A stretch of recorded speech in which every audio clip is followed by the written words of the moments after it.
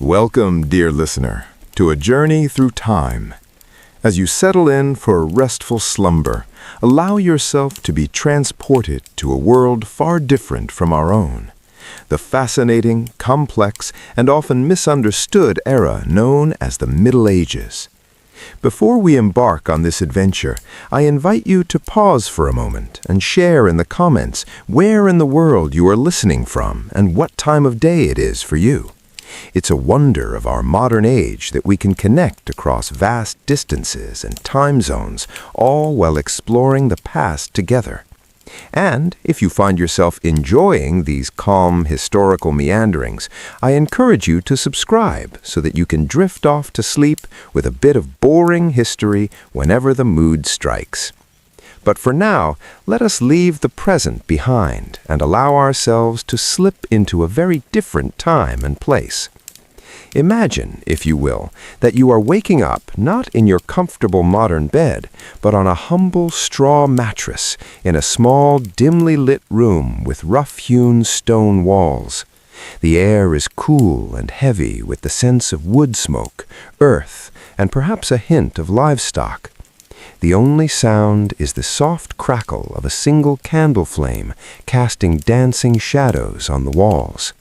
You might feel a moment of disorientation, a sense that something is not quite right, and indeed it isn't. For somehow, through some strange twist of fate or dream, you have found yourself transported to medieval times. But fear not, for this is not a nightmare, but an opportunity to experience a different way of life, to walk in the footsteps of peasants and kings, to witness the triumphs and struggles that shape the world we know today, and all from the comfort and safety of your own bed. So take a deep breath, let your body relax into the mattress, and allow your mind to drift back through the centuries to a time of castles and cathedrals, of chivalry and plague, of great faith and even greater change. Our journey begins in the English countryside, in a small village not unlike countless others that dotted the landscape in the Middle Ages.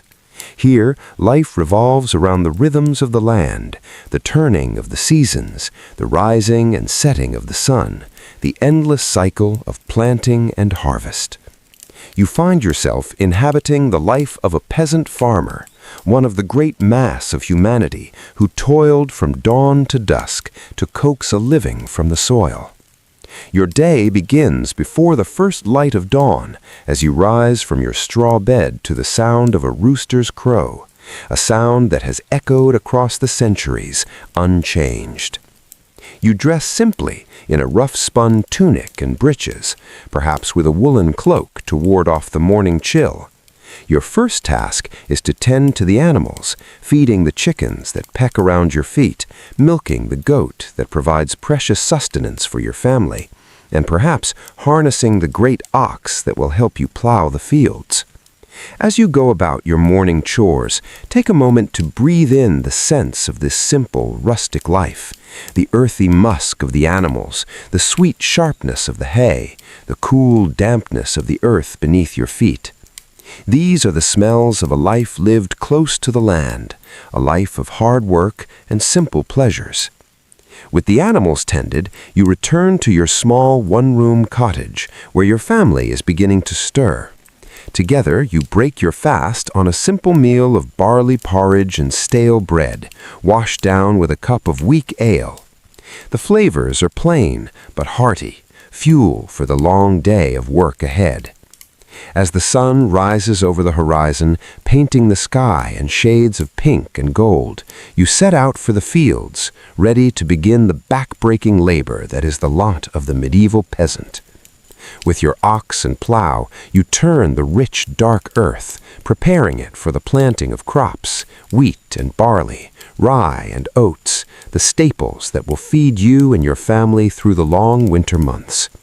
The work is hard, and the days are long.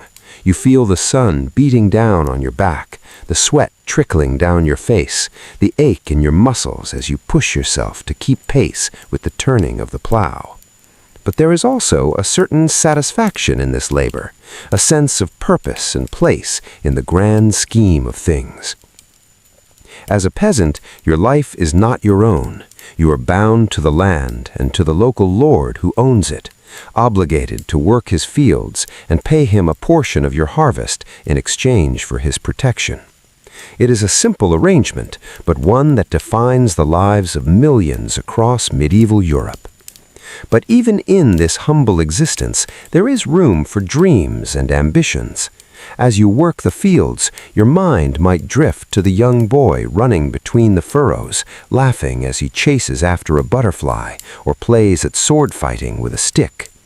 Little do you know that this carefree child, born a peasant like yourself, is destined for greatness, for a rise to power that will shape the very course of history. His name is William, and his story is one of the great tales of the Middle Ages. Born into poverty, orphaned at a young age, William's life takes a remarkable turn when he is taken in by a local lord and made his squire. It is a rare opportunity for a peasant boy, a chance to escape the life of toil and servitude that is the fate of most. William seizes this chance with both hands. He learns quickly, absorbing the arts of horsemanship and swordsmanship, the intricacies of courtly etiquette and military strategy. He grows into a formidable young man, tall and strong, with a quick mind and a natural air of authority. His talents do not go unnoticed. William catches the eye of the powerful Duke of Normandy, who sees in him a kindred spirit, a man of ambition and cunning who could be a valuable ally. The Duke takes William under his wing, knights him, and grants him lands and titles of his own. It is a dizzying rise for a former peasant, but William is just getting started. He has his sights set on an even greater prize, the English throne itself.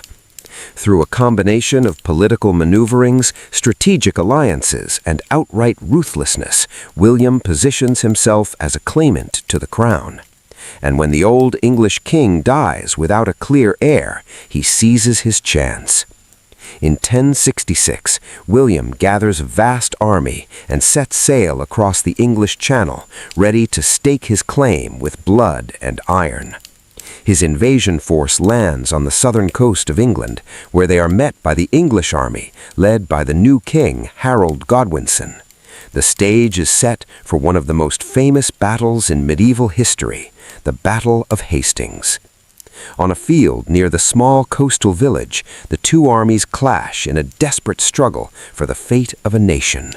The English are formidable foes, fierce warriors who fight with the strength of men defending their homeland. They form an impenetrable shield wall, their battle axes and spears bristling like the quills of some great hedgehog. For hours they hold firm against the onslaught of the Norman cavalry, repelling charge after charge. But William is a cunning commander, and he has a trick up his sleeve.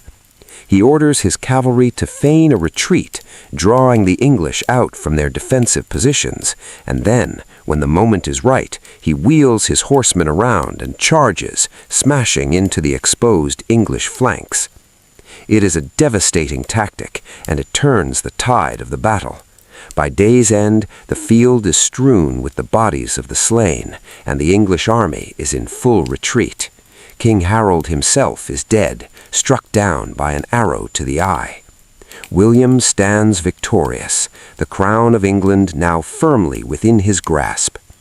In 1066, on Christmas Day, he is crowned king in Westminster Abbey, ushering in a new era of Norman rule that will transform the country forever. The Norman conquest, as it comes to be known, is a watershed moment in English history. It brings with it sweeping changes to the language, culture, and power structures of the nation. French becomes the language of the court and the nobility, while English is relegated to the speech of the common folk. The old Anglo-Saxon aristocracy is uprooted and replaced by William's loyal Norman barons, who are granted vast tracts of land to secure their allegiance. These barons waste no time in asserting their newfound power and prestige. Across the countryside, the landscape begins to change as the Normans embark on a massive program of castle building. Motte and Bailey castles spring up like mushrooms after a rain, great earthen mounds topped with wooden keeps, surrounded by deep ditches and sturdy palisades. These early castles are relatively simple affairs, built more for function than form. But over time, as Norman rule becomes more entrenched, they give way to ever larger and more elaborate fortifications. Stone replaces wood, and the classic medieval castle takes shape, a towering keep surrounded by thick curtain walls with soaring towers and crenellated battlements, all encircled by a wide, deep moat. For the Norman elite, these castles are more than just military strongholds. They are symbols of wealth and power, the physical embodiment of their castle and its inhabitants off from the dangers of the outside world. But the castle is not the only bastion of power and authority in the medieval landscape. Equally impressive, and in some ways even more influential, are the great cathedrals and monasteries that dot the countryside, soaring monuments to the might and grandeur of the Catholic Church. In an age where faith is the cornerstone of daily life, the Church wields immense power and influence. It is the guardian of learning and knowledge, the arbiter of morality and justice, the gateway to salvation and eternal life. To be in the good graces of the Church is to be in the good graces of God Himself. The monasteries, in particular, serve as crucial centers of learning and culture. Within their cloistered walls, monks painstakingly copy and illuminate manuscripts, preserving the wisdom of the ancients and the teachings of the Church. They are also economic powerhouses, with vast land holdings worked by peasants and serfs, producing wool, grain, and other valuable commodities. For many, the Church provides the only path to education and social advancement. The sons of nobles and wealthy merchants might be sent to the monasteries to be trained as scholars and clerics, while the daughters are dispatched to convents to be educated in the womanly arts of needlework and household management. But the Church is not just a benevolent force. It is also a source of great fear and superstition, a stern and often unforgiving taskmaster. From the pulpit, preachers rail against the sins of greed, lust, and gluttony, warning of the eternal torments that await the unrepentant sinner in the fires of hell. For some, this message of salvation through suffering and self-denial is a call to a higher purpose. The Benedictine monks, for example, take vows of poverty, chastity, and obedience, withdrawing from the world into a life of prayer and contemplation.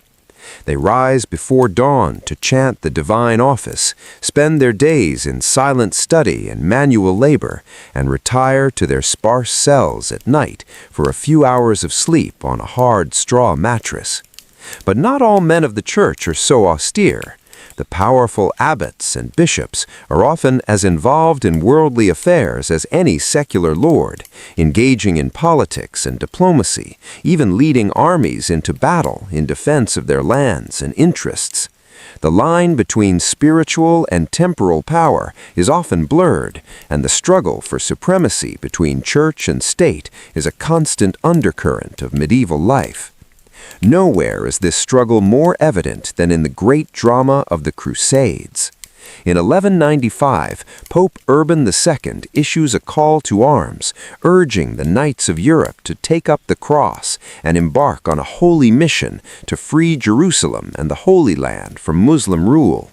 It is a clarion call that will echo across the centuries, setting in motion a series of wars that will shape the course of history.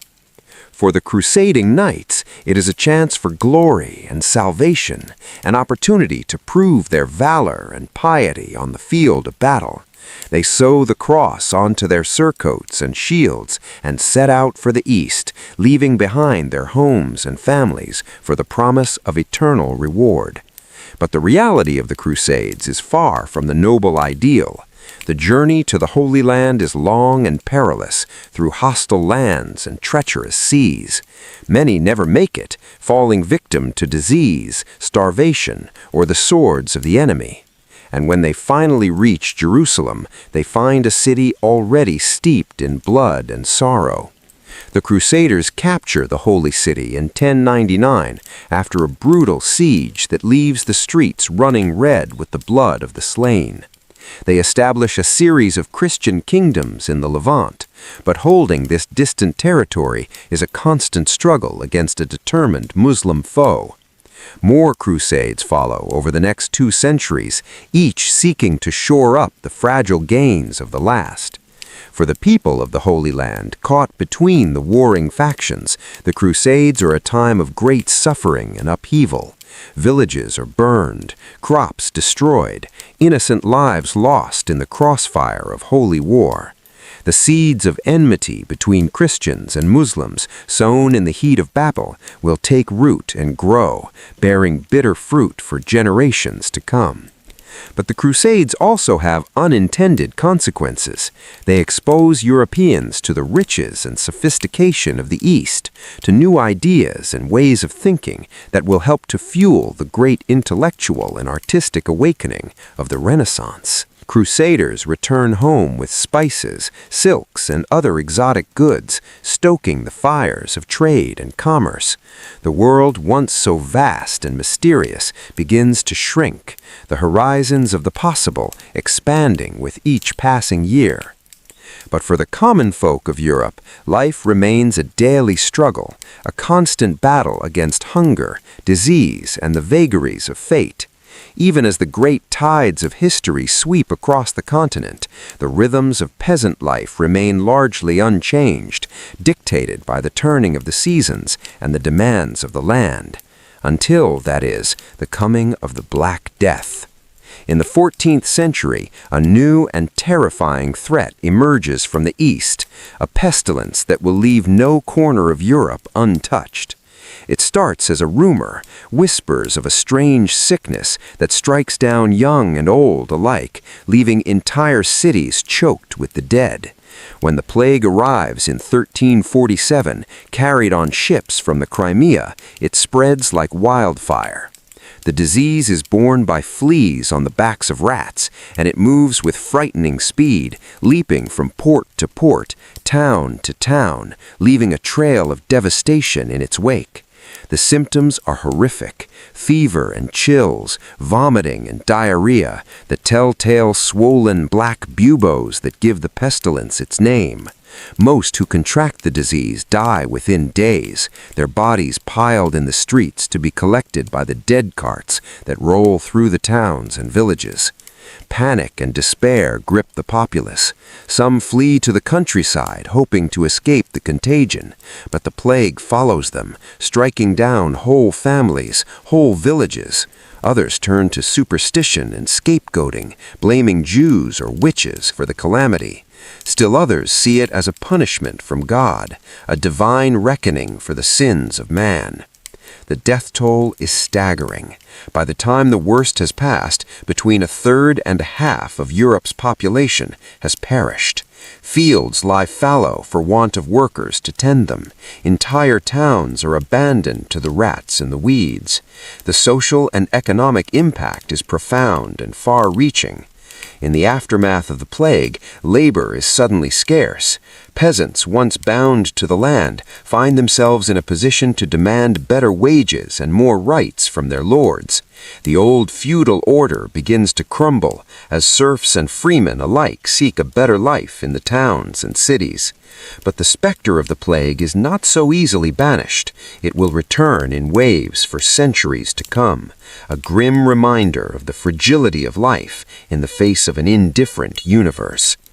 Even as Europe reels from the devastation of the Black Death, another great calamity looms on the horizon.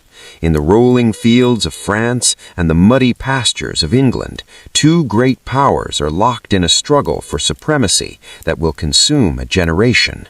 The 100 Years' War, as it comes to be known, is a conflict born of dynastic ambition and national pride. It begins as a dispute over the French crown, with England's King Edward III claiming the throne through his mother's line, but it quickly escalates into a bitter struggle for territory and influence as the two kingdoms vie for control of the rich lands of Aquitaine and Normandy. The war is marked by great. As the morning sun filters through the narrow window of your cottage, you awaken to the sound of a rooster crowing in the distance. The air is cool and crisp, carrying the scent of wood smoke and damp earth.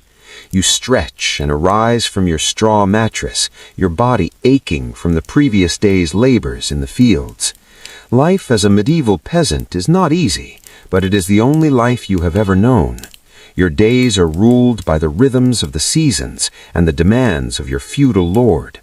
You are but one small piece in the great hierarchical puzzle of medieval society, bound by duty and tradition.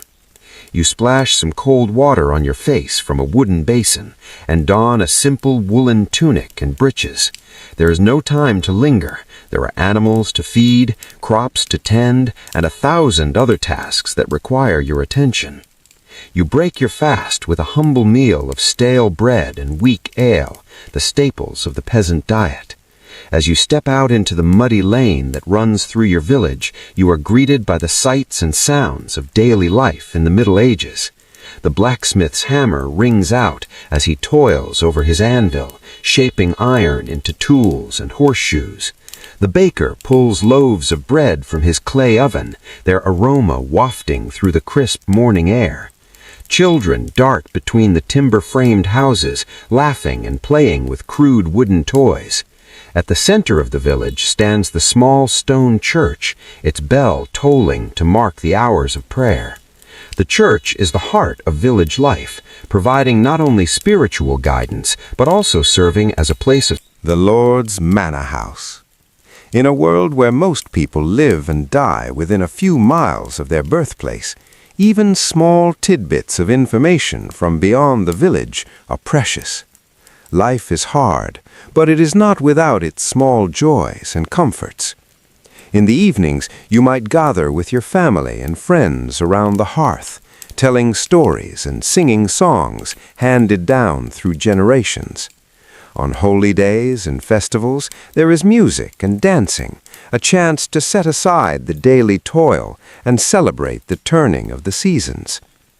But even as you go about your daily routines, you cannot escape the reminders of the rigid social order that structures medieval life. Everywhere there are signs of the power and wealth of the nobility in the church, in the grand manor houses and monasteries that dot the landscape, in the fine clothes and rich foods enjoyed by the elite, in the deference and respect demanded by your social betters. And yet, change is coming to the medieval world, even if it is not yet apparent to those living through it. New ideas and technologies are beginning to circulate, eroding old certainties. The growth of towns and trade is giving rise to a new middle class, one that will challenge the traditional hierarchy. The plague that periodically sweeps through the land, leaving devastation in its wake, also loosens the bonds of feudalism as labor becomes scarce and peasants gain a measure of bargaining power. But for now, as you toil in the fields and live out your life in the small world of your village, the medieval order remains intact. Your place in it is fixed, your duties and obligations clear. You are a part of a great chain of being, a link between the soil and the heavens, the temporal and the eternal. As the sun begins to set over the fields, you make your way back to your cottage, your body weary, but your heart full. You have lived another day in the medieval world, a world of hardship and struggle, but also of community and tradition. As you drift off to sleep on your straw mattress, you dream of a world beyond the confines of your village, a world of castles and cathedrals, of knights and ladies, of adventure and glory. But for now, that world remains tantalizingly out of reach, a shimmering vision in the twilight of your mind. The next day brings more of the same. The endless cycle of sowing and reaping, of tending to animals and mending fences. But even in the midst of this daily grind, there are moments of beauty and grace. The sound of the church bell ringing out across the fields, calling the faithful to prayer. The sight of a hawk wheeling high overhead, silhouetted against a cloudless blue sky. The laughter of children as they play in the village square, their voices echoing off the timber-framed houses.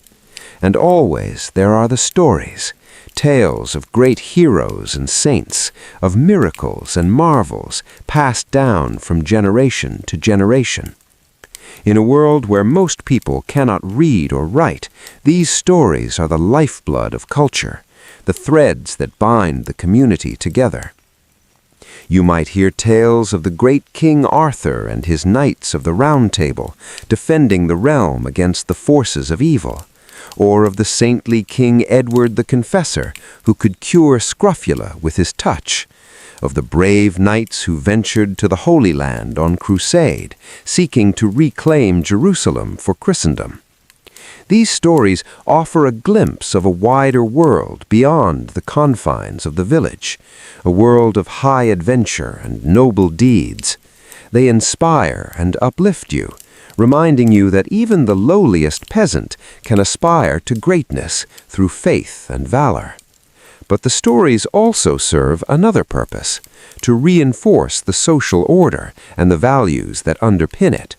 The tales of chivalrous knights and virtuous ladies, of wise kings and holy saints, all serve to buttress the hierarchy of medieval society, to make it seem natural and ordained by God. And so you listen to these stories, absorbing their lessons and their morals, even as you go about your daily tasks. They become part of the fabric of your life, shaping your understanding of the world and your place within it. As the days turn into weeks and the weeks into months, the rhythms of medieval life continue their eternal cycle. The seasons change from the soft greens of spring to the rich golds of autumn. Babies are born and old folks die, the great wheel of life turning on. And through it all, the land endures, the fields and forests, the rivers and hills that have sustained generations of peasants like yourself. It is a hard life, a life of toil and struggle, but it is also a life deeply rooted in the soil, in the timeless patterns of nature. In moments of quiet reflection, you might ponder the mysteries of the world, the great questions that have puzzled humanity since the dawn of time. What is the purpose of life? What lies beyond the veil of death? How can one live a good and righteous life in a world so full of suffering and injustice? The Church offers answers to these questions, but they are not always satisfying. The priests speak of the need for faith and obedience, for acceptance of one's lot in life. They promise the rewards of heaven for those who follow the teachings of Christ. But the heaven they describe seems far removed from the daily realities of peasant life. And yet there is something comforting in the rituals and rhythms of the Church, the solemn Mass, the flickering candles, the smell of incense. In a world that can often seem harsh and unpredictable, the Church provides a measure of stability and continuity, a link to a higher power and a greater purpose. And so you continue on, day by day, season by season, living out your life in the shadow of the great medieval order. You marry and have your own children, passing on the skills and knowledge of your ancestors. You weather the storms of life, the failed harvests, and the outbreaks of disease, the petty cruelties of your feudal overlords. Through it all, you hold fast to the values that have sustained your people for generations, the values of hard work and perseverance, of loyalty and community, of faith and fortitude. These are the values that have enabled peasants like yourself to endure through centuries of hardship, to carve out a life from the stubborn soil of medieval Europe. And as you lie on your deathbed, surrounded by your children and grandchildren, you can look back on a life well lived, a life of humble service and quiet dignity. You may not have achieved great fame or fortune, but you have played your part in the great tapestry of medieval life, adding your own small thread to the vast and intricate weave of human history.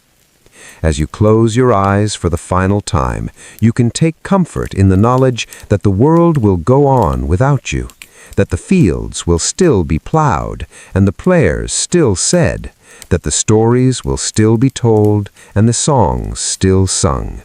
For in the end, it is not the individual that matters, but the community, the great chain of being that links the lowliest peasant to the mightiest king, the living to the dead, the temporal to the eternal. And so you slip away, your soul winging its way to the great beyond, leaving behind the cares and sorrows of the mortal world. You have lived and loved, struggled and overcome, and now you can rest in the peace of the ages, secure in the knowledge that your life, however humble, has been a part of something greater, a small but vital thread in the vast tapestry of human history. As the years turn into decades and the decades into centuries, the medieval world that you knew slowly fades away, giving way to new eras and new ways of thinking. But the legacy of that world lives on, in the stones of the great cathedrals and castles, in the words of the poets and philosophers, in the values and traditions that continue to shape our world today. And through it all, the land endures. The fields and forests, the rivers and hills that have witnessed the rise and fall of countless generations. It is a hard life, a life of toil and struggle, but it is also a life deeply rooted in the soil, in the timeless patterns of nature. In moments of quiet reflection, you might ponder the mysteries of the world, the great questions that have puzzled humanity since the dawn of time. What is the purpose of life? What lies beyond the veil of death? How can one live a good and righteous life in a world so full of suffering and injustice? The Church offers answers to these questions, but they are not always satisfying. The priests speak of the need for faith and obedience, for acceptance of one's lot in life. They promise the rewards of heaven for those who follow the teachings of Christ. But the heaven they describe seems far removed from the daily realities of peasant life. And yet Dreams be filled with the wonders of the medieval world, with the courage and resilience of the human spirit that has endured through the centuries. May you wake refreshed and renewed, ready to face the challenges of your own time with the same grace and fortitude as those who came before you. And may you always remember that no matter how small and insignificant you may feel, you are a part of something greater, a link in the great chain of being that connects us all across the ages and across the world. Sleep well, and may the blessings of the medieval world be with you always. The story of the rise of King William is a testament to the fluid nature of social mobility in the medieval era, even amidst the rigid hierarchy of the feudal system. Born a peasant, William's life took a dramatic turn when he came under the tutelage of a local lord who recognized his potential and brought him into his household as a squire. Under the Lord's guidance, William learned the arts of war and statecraft, honing his skills in horsemanship, swordsmanship, and leadership. His natural abilities and quick wit caught the eye of the powerful Duke of Normandy, who eventually took William into his own service and knighted him. William's rise through the ranks of the Norman aristocracy was meteoric. He quickly became one of the Duke's most trusted advisors, displaying a keen political acumen and a ruthless determination to succeed. When the old Duke died without a clear heir, William saw his chance to seize power. Through a combination of diplomacy, bribery, and sheer force of will, William outmaneuvered his rivals and secured the support of key Norman nobles. He was crowned Duke of Normandy in 1035 at the age of just 20.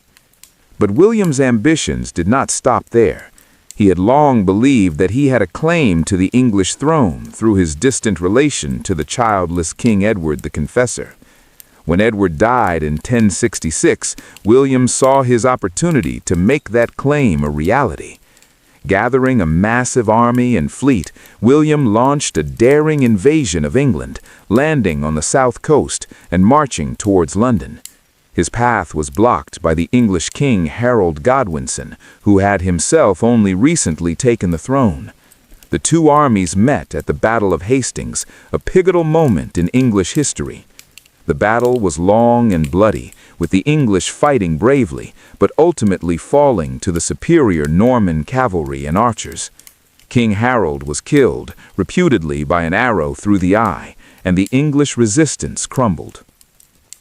William's victory at Hastings marked the beginning of a new era in English history.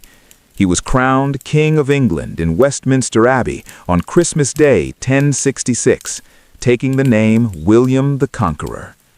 As king, William set about consolidating his power and reshaping English society in the Norman mold. He distributed lands and titles to his loyal Norman followers, displacing the old Anglo-Saxon aristocracy.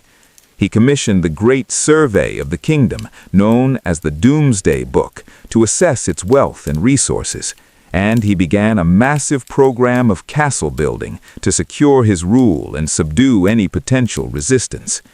But William's reign was not without its challenges. He faced repeated uprisings from disaffected English nobles, as well as incursions from the Scots and the Welsh. He struggled to balance the competing demands of his Norman and English subjects, and to integrate the two cultures into a cohesive whole.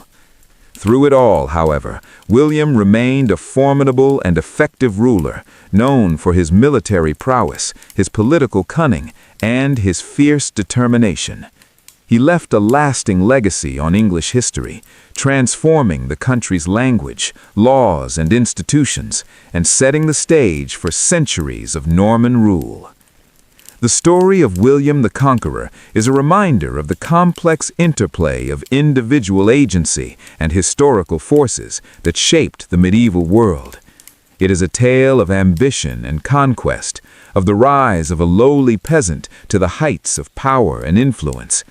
But it is also a tale of the great tides of history, of the clash of cultures and the forging of new identities, of the enduring impact that one life can have on the course of human events.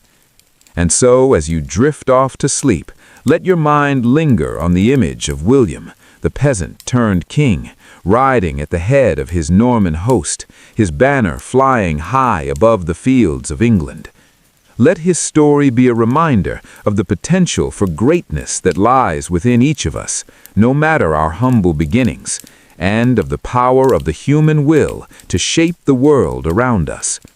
Good night, and may the spirit of William the Conqueror guide your dreams and inspire you to seize your own destiny with the same courage and determination that he showed on the battlefields of medieval Europe.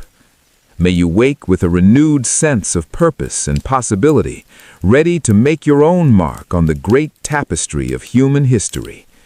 Sleep well, and may the blessings of the medieval world be with you always. The Renaissance is dawning as you lay your weary head down to sleep. The medieval world is beginning to stir with new ideas, new possibilities.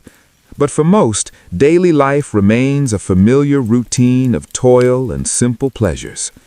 You're a craftsman in a bustling town, rising with the sun to begin your work.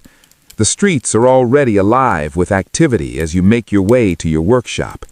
Bakers pull steaming loaves from their ovens, the aroma of fresh bread mingling with the stench of the open sewers. Hawkers cry their wares, fresh fish, ripe cheeses, newly dyed cloth in vibrant hues. In your workshop, you set to your task, skillfully carving wood or shaping metal.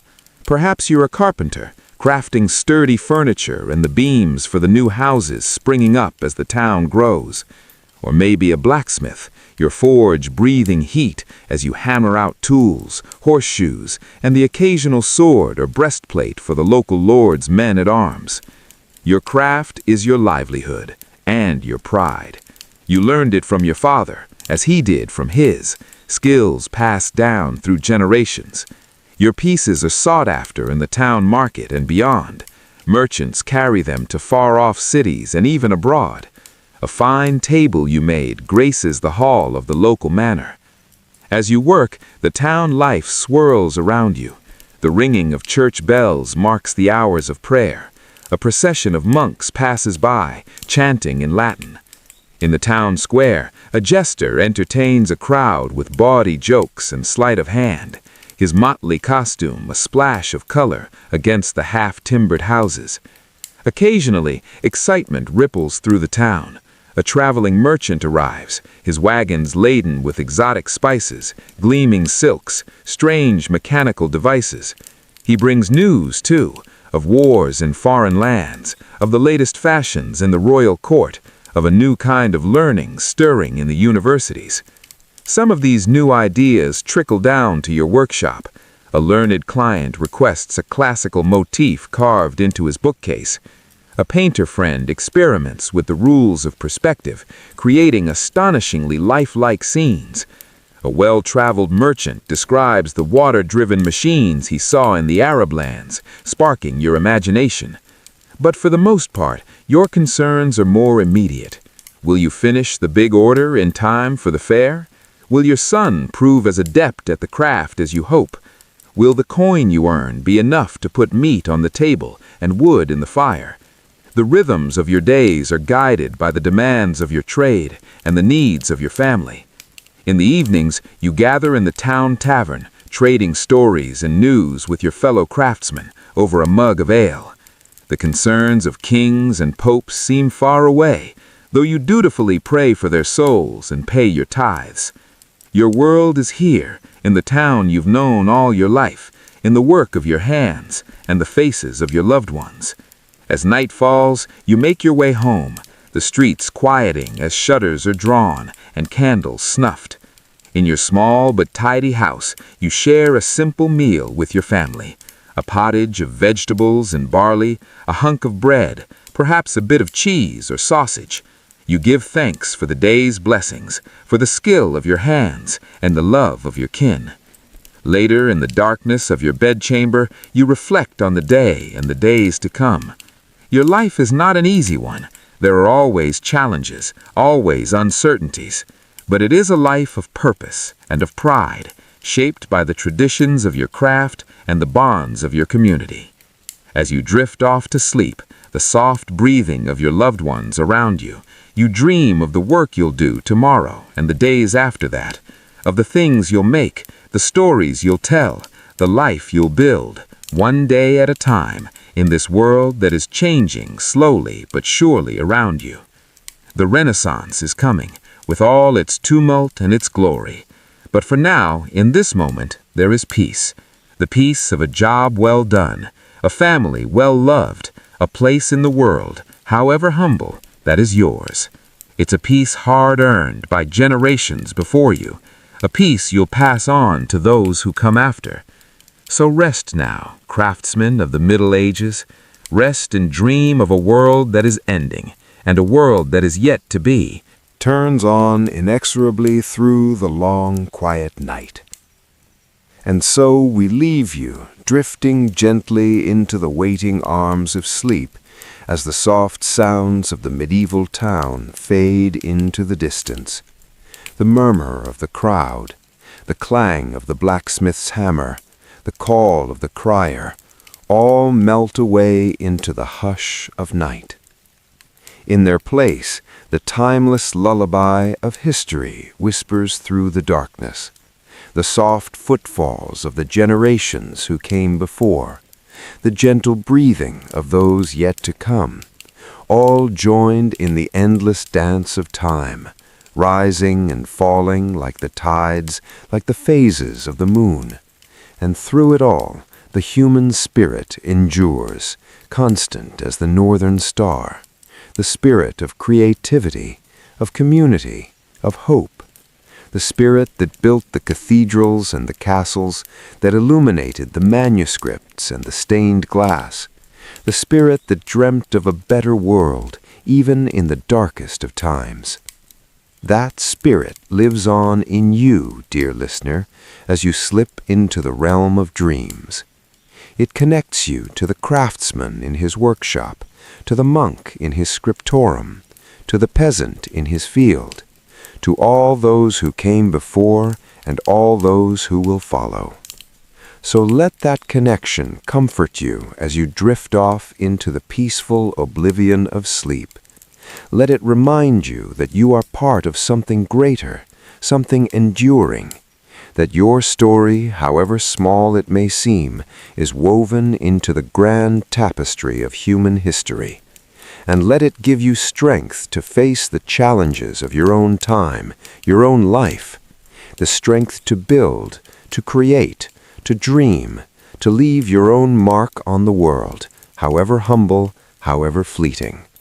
For that is the lesson of the medieval craftsman, and of all those who came before and after him, that each life, each moment has meaning, that each of us has a role to play, a contribution to make in the great unfolding story of humanity. So play your part, dear listener, with skill and with love. Build your own cathedrals, whether of stone or of spirit. Illuminate your own manuscripts with the light of your unique vision. And when the night comes, as it must for all of us, rest easy in the knowledge that you have lived and loved and left your mark, that you have been a part of the human story in all its sorrows and all its glory. Good night, dear time traveler. Good night, and may your dreams be filled with the wonders of the ages and the quiet contentment of a life well lived. May you wake to a world made a little brighter by your presence, a little richer by your gifts, and may the echoes of the medieval craftsman's workshop and of all the workshops and all the workers of history resound softly in your sleeping ears, a gentle reminder of the endless cycle of creation and rest, of labor and peace that marks the turning of the great wheel of time. Sleep now and dream. Dream of ages past and ages yet to come. Dream of the infinite possibilities of the human spirit and of your own precious place in the vast unfolding tapestry of history. Good night and sweet dreams until the dawn comes round again and the great work of living begins anew.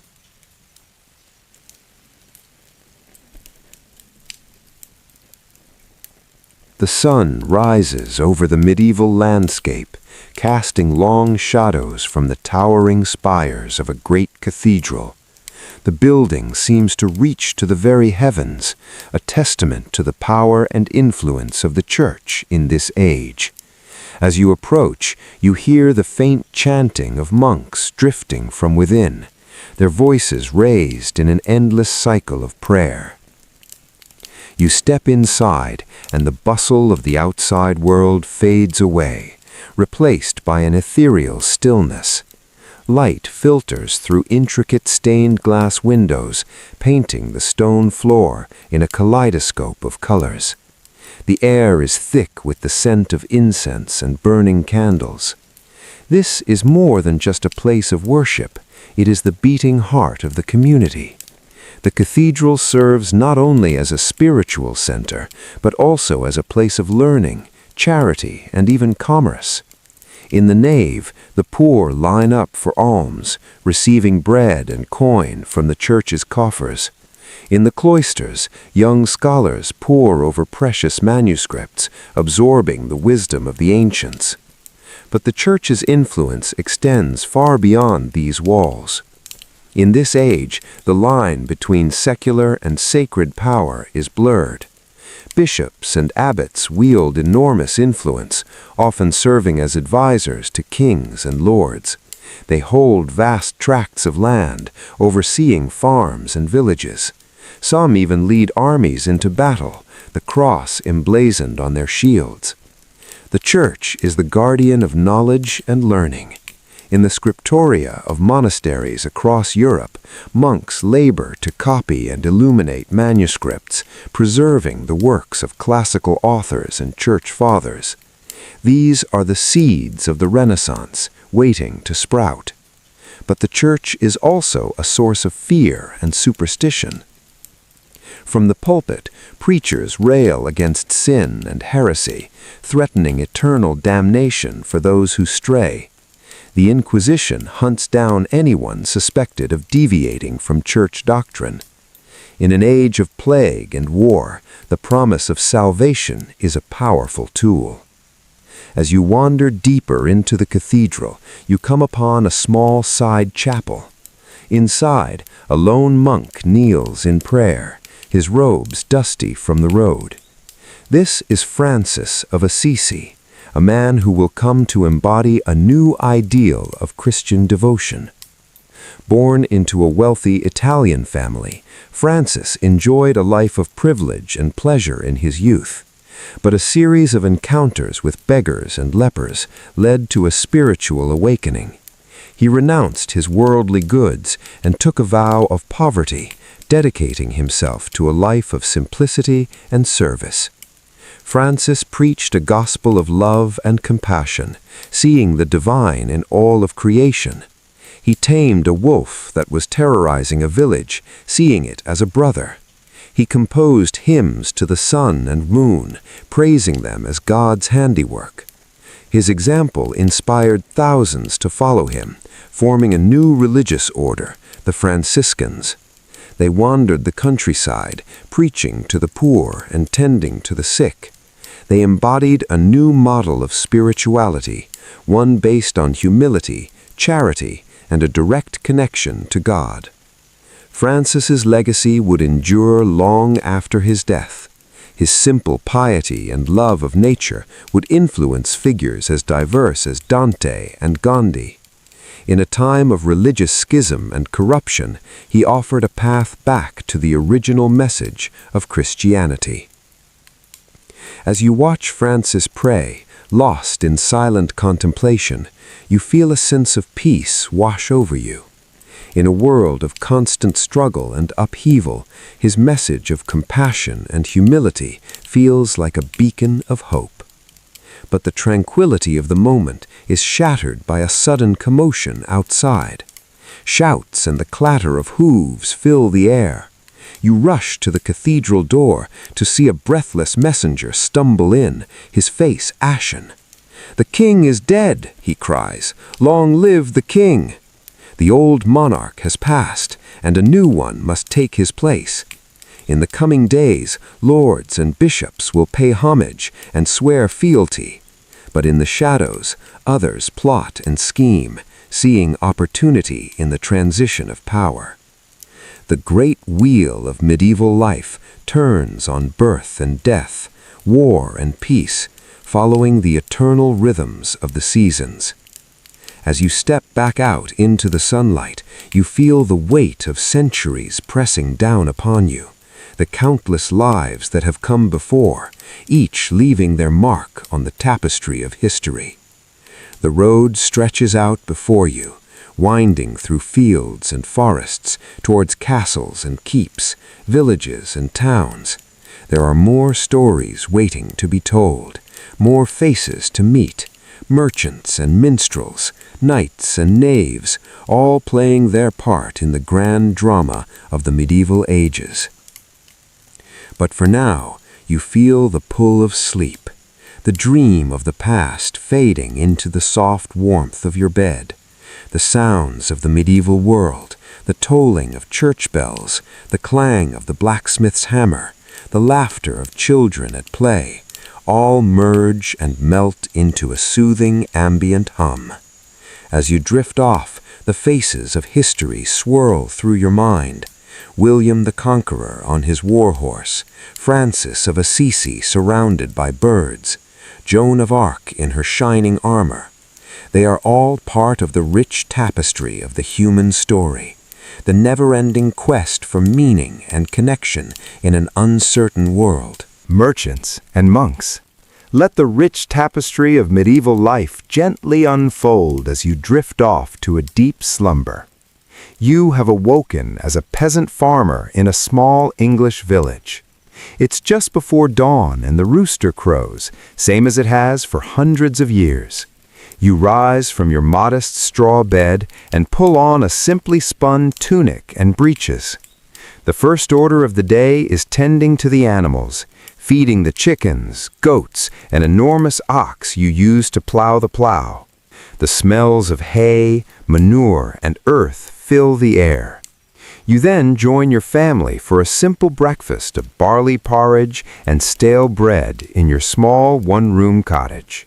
The flavors are plain but hearty. As the sun rises, you head out to the fields to begin a long day of back-breaking labor, plowing, planting, and harvesting crops of wheat, barley, and rye.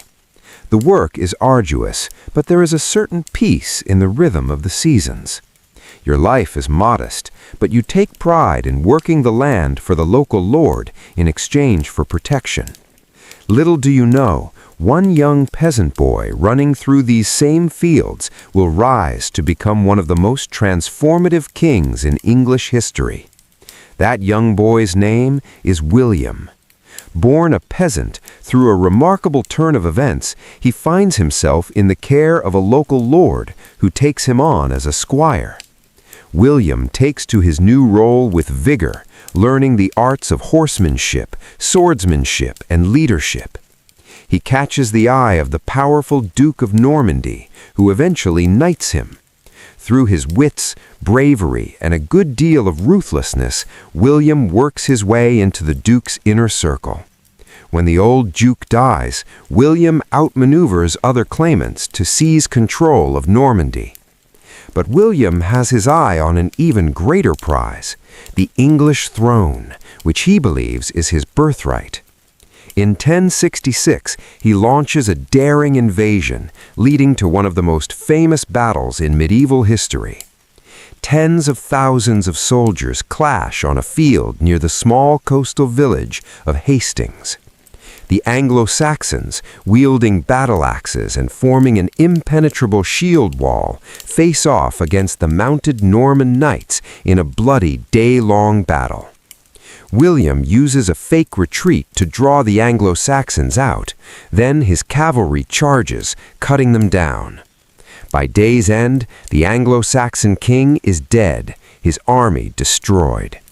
William is crowned King of England on Christmas Day 1066 in Westminster Abbey, ushering in a new era. The Norman conquest will transform England, reshaping its language, customs, and aristocracy. French becomes the language of the court. William distributes lands to his loyal Norman barons, uprooting the Anglo-Saxon power structures. These barons build grand castles across the countryside, asserting Norman power. After William's conquest, castle building explodes across England as the new Norman elite solidify their rule. Motte and Bailey castles spring up, earthen mounds topped with wooden keeps surrounded by ditches and palisades. Over centuries, these wooden structures give way to ever larger, more elaborate stone fortresses, the classic medieval castles of storybooks, with soaring towers, crenellated battlements, moats, and drawbridges. Inside their thick stone walls, the great lords and ladies play out the dramas and intrigues of courtly life. Alliances are forged and broken over sumptuous feasts in the great hall. Minstrels and jesters entertain, while the lords plot wars and jockey for royal favor. Down in the bailey, a blacksmith hammers out swords and armor, fletchers make arrows, and men-at-arms train for battle, the sounds of clashing steel echoing off the walls. Castles are symbols of wealth and power, but also refuge for nobles and commoners alike in times of trouble. The castle isn't the only dominant structure on the medieval landscape. Soaring cathedrals and monasteries also rise across Europe, asserting the power and influence of the Catholic Church. Monasteries serve as centers of learning, where monks painstakingly copy and illuminate manuscripts, preserving classical knowledge. They are also economic powerhouses, with vast land holdings worked by peasants. For many, the Church provides education, charity, and the promise of eternal salvation, but it also instills the fear of sin and damnation. Preachers rail against greed, lust, and gluttony. Some, like the Benedictine monks, withdraw from the world into a life of prayer, chastity, and poverty. Others, like the powerful abbots and bishops, engage in worldly politics and even lead armies into battle. The line between secular and sacred power is blurry. Kings and popes vie for supremacy. Holy wars are launched to reclaim Jerusalem. In 1095, Pope Urban II calls on the Knights of Europe to embark on a holy mission to free Jerusalem and the Holy Land from Muslim rule. Thousands take up the cross, sewing it onto their garments as a sign of devotion. The Crusaders captured Jerusalem in 1199 in a bloody struggle, establishing Christian kingdoms in the Levant. But holding this distant territory is a constant battle. More crusades follow over the next 2 centuries. For the crusading knights, it's a chance for glory, adventure, and salvation. But it's also a brutal, bloody conflict that sows seeds of religious enmity between Christians and Muslims. The Crusades also expose Europeans to the riches and sophistication of the East. They bring back spices, silks, and new ideas that will help fuel the Renaissance. But for now, life remains a daily struggle for most, even as great change looms on the horizon. Among the crusading knights who journeyed to the Holy Land was a young French noble named Louis. Born into a family of minor nobility, Louis was always a deeply pious child. As a youth, he spent hours in prayer and devotion, much to his father's dismay, who wanted him to focus on the arts of warfare and statesmanship. But when Pope Urban's call for the First Crusade reached their castle, Louis knew his destiny had arrived. Against his father's wishes, he took the cross and set out for Jerusalem, leaving behind his young wife and infant son. The journey was long and perilous. Louis saw many of his fellow knights succumb to disease, starvation, and the swords of the Seljuk Turks. But his faith never wavered. He believed utterly in the righteousness of their cause. When the Crusaders finally reached Jerusalem and breached its walls, Louis was among the first to enter the city. The slaughter that followed was terrible, with the Crusaders killing thousands of Muslim and Jewish inhabitants. Louis himself took no part in the bloodshed, instead falling to his knees in prayer at the Church of the Holy Sepulchre. With Jerusalem secured, Louis resolved to stay and defend the newly established Kingdom of Jerusalem. He sent word to his wife to join him, which she did, making the long journey with their young son and a retinue of servants. For several years, Louis and his family lived in Jerusalem, with Louis serving as a knight in the service of King Baldwin II. He fought in several battles against the surrounding Muslim states, always distinguishing himself with his bravery and skill at arms. But the life of a crusader was a hard one, filled with constant warfare and the ever-present specter of death. Louis saw many of his comrades fall in battle or succumb to the harsh conditions. His own wife fell ill and died, leaving him to care for his son alone.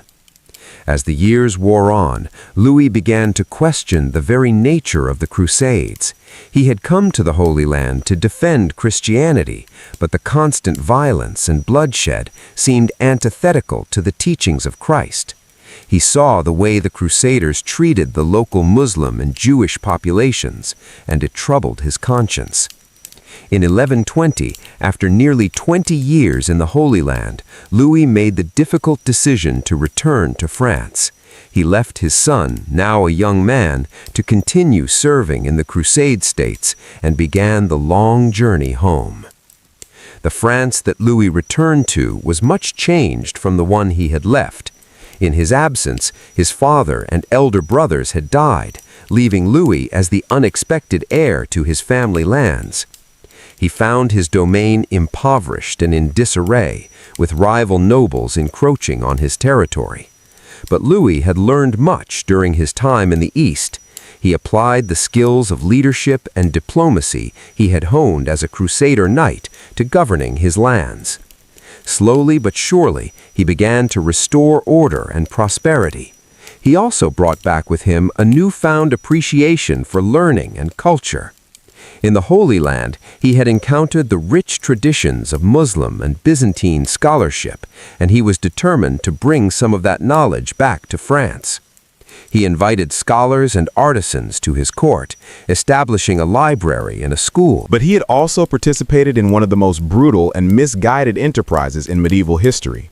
In the end, perhaps his greatest contribution was the example he set in his later years, that of a man who had seen the worst of what the world had to offer and had chosen to respond with compassion, wisdom, and a commitment to peace.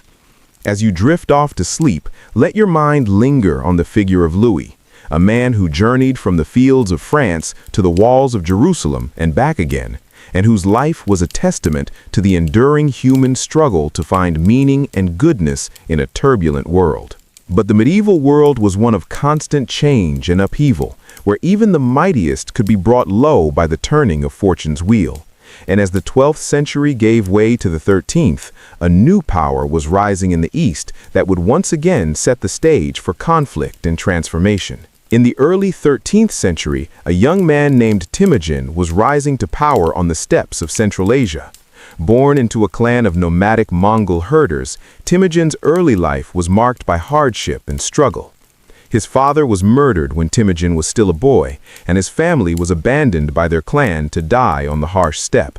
But Temujin survived, and through a combination of strategic alliances, military prowess, and sheer ruthlessness, he began to unite the disparate Mongol tribes under his rule. In 1206, at a gathering of Mongol chiefs, Temujin was proclaimed Genghis Khan, universal ruler of the Mongol peoples. Under Genghis Khan's leadership, the Mongols embarked on a series of conquests that would create the largest contiguous empire in world history. With their unparalleled skills in horsemanship and archery, their ability to travel vast distances quickly, and their brutal tactics of siege and psychological warfare, the Mongols proved unstoppable. They swept through Central Asia, conquering the Turkic states and the Persian Empire. They invaded China, capturing Beijing in 1215 and establishing the Yuan dynasty.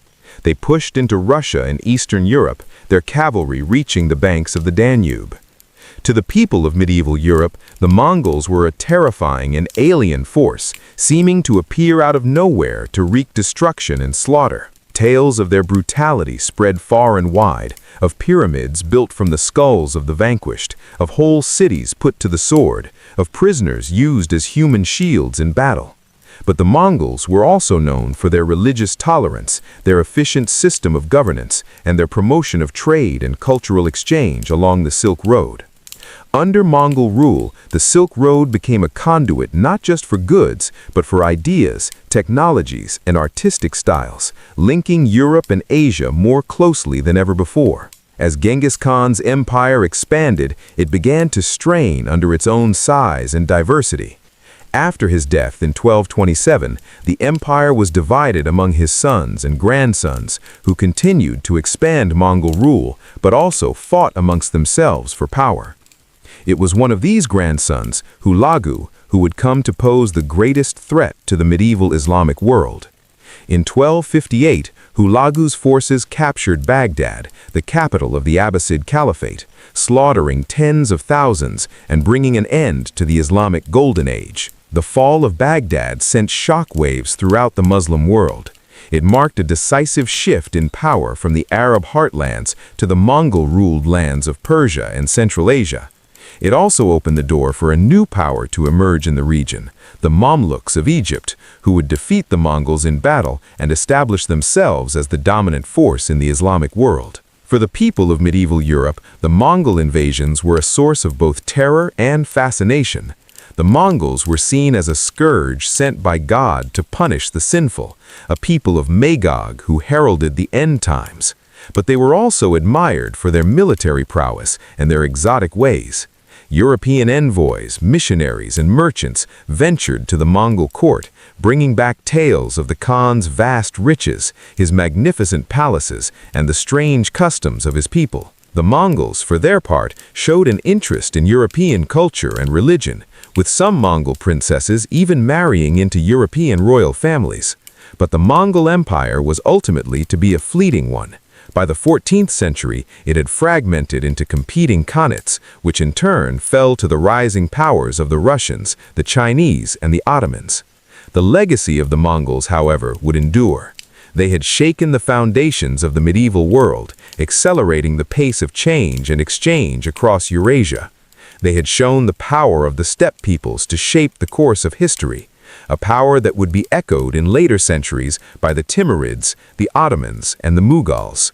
And they had left an indelible mark on the European imagination as a symbol of the strange and terrible forces that lurked beyond the edges of the known world. As you drift deeper into sleep, let your mind wander across the vast steppes of Central Asia, where the thunder of hoofbeats and the whistle of arrows once heralded the coming of the Mongol hordes.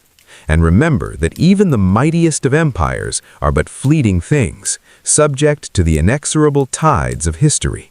For even as the Mongols reshaped the world of the 13th century, other forces were stirring that would define the final centuries of the Middle Ages.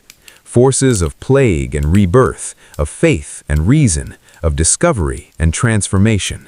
In the 14th century, a devastating pandemic sweeps across Europe, the Black Death. It starts with rumors from the east of a terrible pestilence that leaves piles of dead in its wake. The disease arrives in 1347 on ships from Crimea. It spreads rapidly, carried by fleas on rats. People flee the cities, but the plague follows them. The symptoms are horrific: fever, chills, vomiting, and swollen black buboes. Most die within days. Panic and despair grip the populace. Some blame Jews or witches. Others see it as divine punishment. The death toll is staggering. Between 1/3 to 1/2 of Europe's population perishes.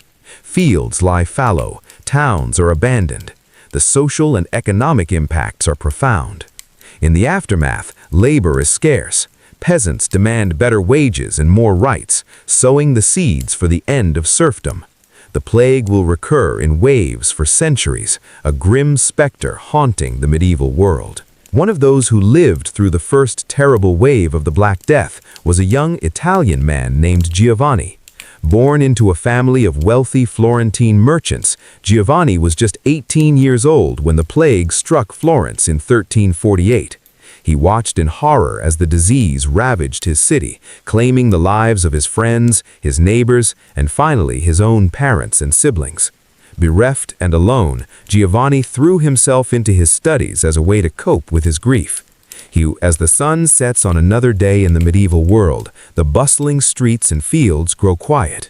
Farmers and craftsmen return to their humble homes, while nobles retire to their grand chambers high in the castle keeps.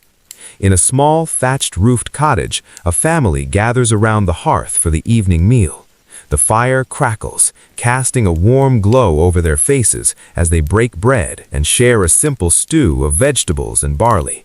The father, a weathered peasant with calloused hands, says a brief prayer of thanks for the food and for another day of life and health. After the meal, the children settle in for a story before bed. The mother, a kind-faced woman with a melodic voice, begins to tell a tale passed down through generations. It's a story of brave knights and fair maidens, of dragons and magic, of good triumphing over evil. The children listen with rapt attention, their eyes wide with wonder. Stories like these are the entertainment of the age, shared around fires and in great halls alike. In a time before books are common, they serve as both education and escape, teaching lessons of morality and courage while transporting listeners to realms of fantasy. As the story ends and the children drift off to sleep, the father banks the fire and the mother tidies the cottage. They too will soon retire for the night to rest their weary bodies and rise with the sun to begin another day of toil. For most in the medieval era, life follows this simple cyclical pattern dictated by the rising and setting of the sun, the turning of the seasons. It's a hard life, one of constant labor and little leisure, where drought or disease can spell disaster. Yet there are also moments of joy and community in the celebrations of a good harvest, a wedding, or a saint's feast day. In the countryside, far from the bustle of the cities and towns, the night brings a profound stillness. The only sounds are the gentle lowing of cattle, the hoot of an owl, the rustle of the trees through the trees. Under the canopy of stars, the medieval world slumbers. But not all sleep. In the monasteries, the faithful keep their nightly vigils. Monks chant prayers in the chapel, their voices rising in ancient, haunting melodies. In the scriptorium, scribes work by candlelight to painstakingly copy sacred texts and scholarly works, preserving the wisdom of the ancients. For these men of God, the night is a time of quiet devotion and reflection. They have forsaken the worldly life for one of contemplation and service, dedicating themselves to prayer, study, and the care of the poor and sick. In their gardens, they grow medicinal herbs and tend to the ailing. In their libraries, they safeguard the knowledge of the past and teach the scholars of the future. Theirs is a life of discipline and sacrifice, but also one of purpose and spiritual fulfillment. As the night deepens, even the monks retire, leaving the monastery in silence. The candles are extinguished, the books closed. Only the eternal light in the chapel remains, a symbol of the constant presence of God. In the cities, the night takes on a different character. Though the respectable citizens sleep, the taverns and inns are alive with activity. Here, travelers and locals alike gather to drink, gamble, and share news from afar. In a corner, a minstrel strums a lute and sings a bawdy ballad, much to the delight of the crowd. A group of merchants discuss the latest wares and prices, striking deals over cups of ale. A young scholar debates philosophy with an old soldier, their voices rising over the din. These are the places where social boundaries blur, where a peasant may rub shoulders with a nobleman, where a foreigner may find a welcome. They are the melting pots of the medieval world, where ideas and stories are traded as readily as goods and coin. But even these lively spaces eventually quiet as the night wears on.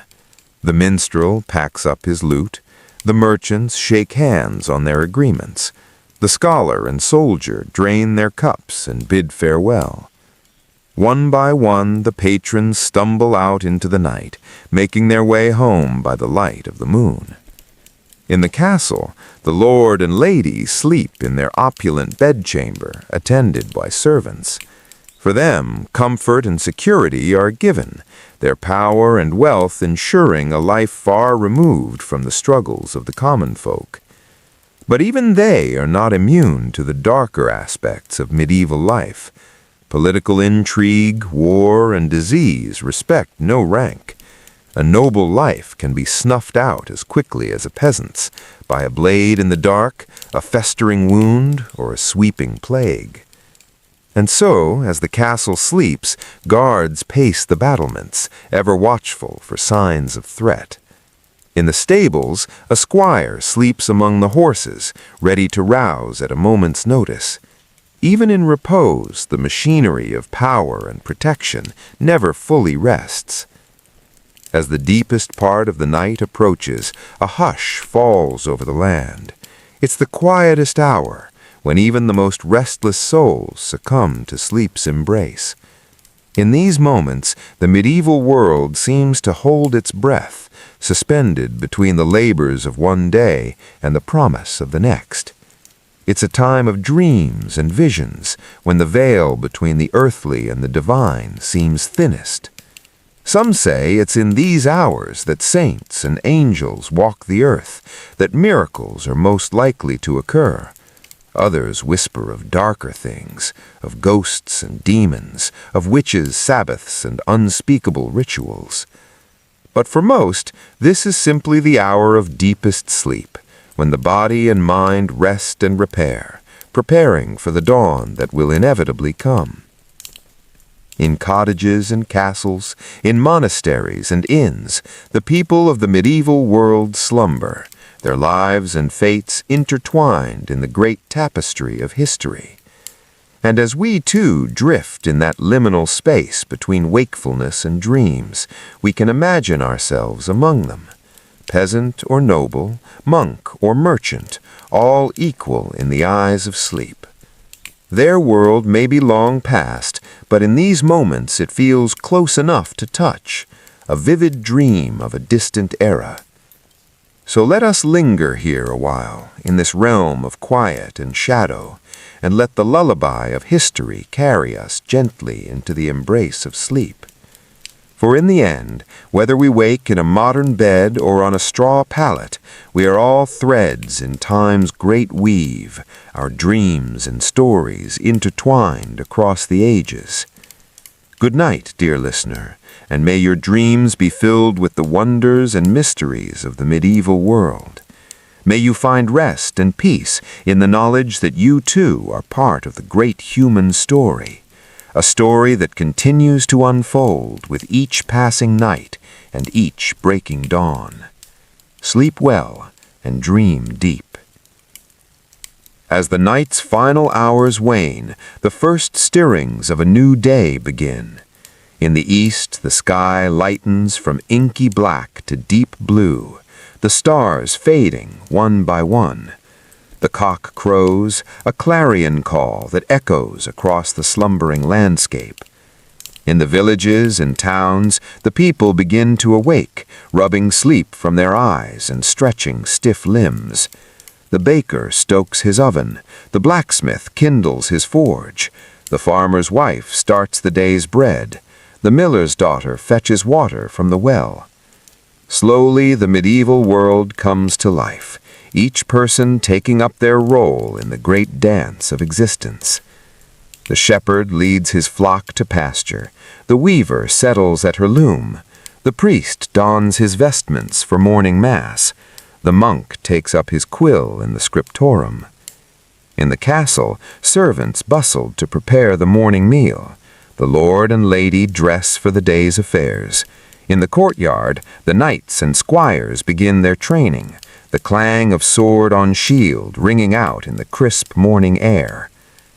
And so, as one day ends, another begins, the cycle endlessly repeating. The medieval world is a place of constant motion, of birth and death, of sowing and reaping, of war and peace. It's a world of great hardship and great beauty, of cruelty and kindness, of ignorance and wisdom. For those who call it home, it's the only world they know, the backdrop against which their lives and loves, their triumphs and tragedies play out. They navigate its challenges and cherish its joys, finding meaning and purpose in the roles they've been given, in the beliefs they hold dear. And for us, looking back across the centuries, it's a world that fascinates and intrigues, that repels and attracts. We marvel at its accomplishments and recoil at its brutalities.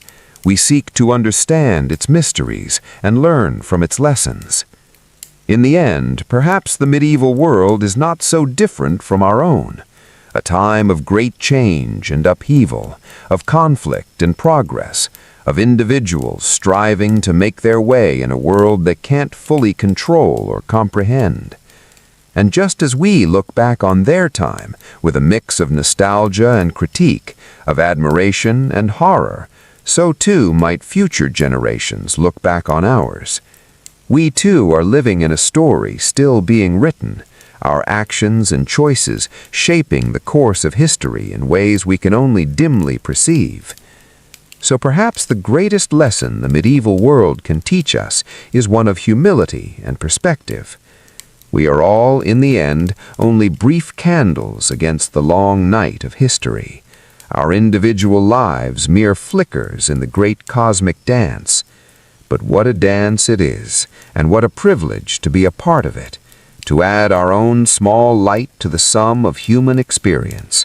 Whether we wake in a castle or a cottage, whether our days are filled with toil or leisure, we each have a role to play, a contribution to make.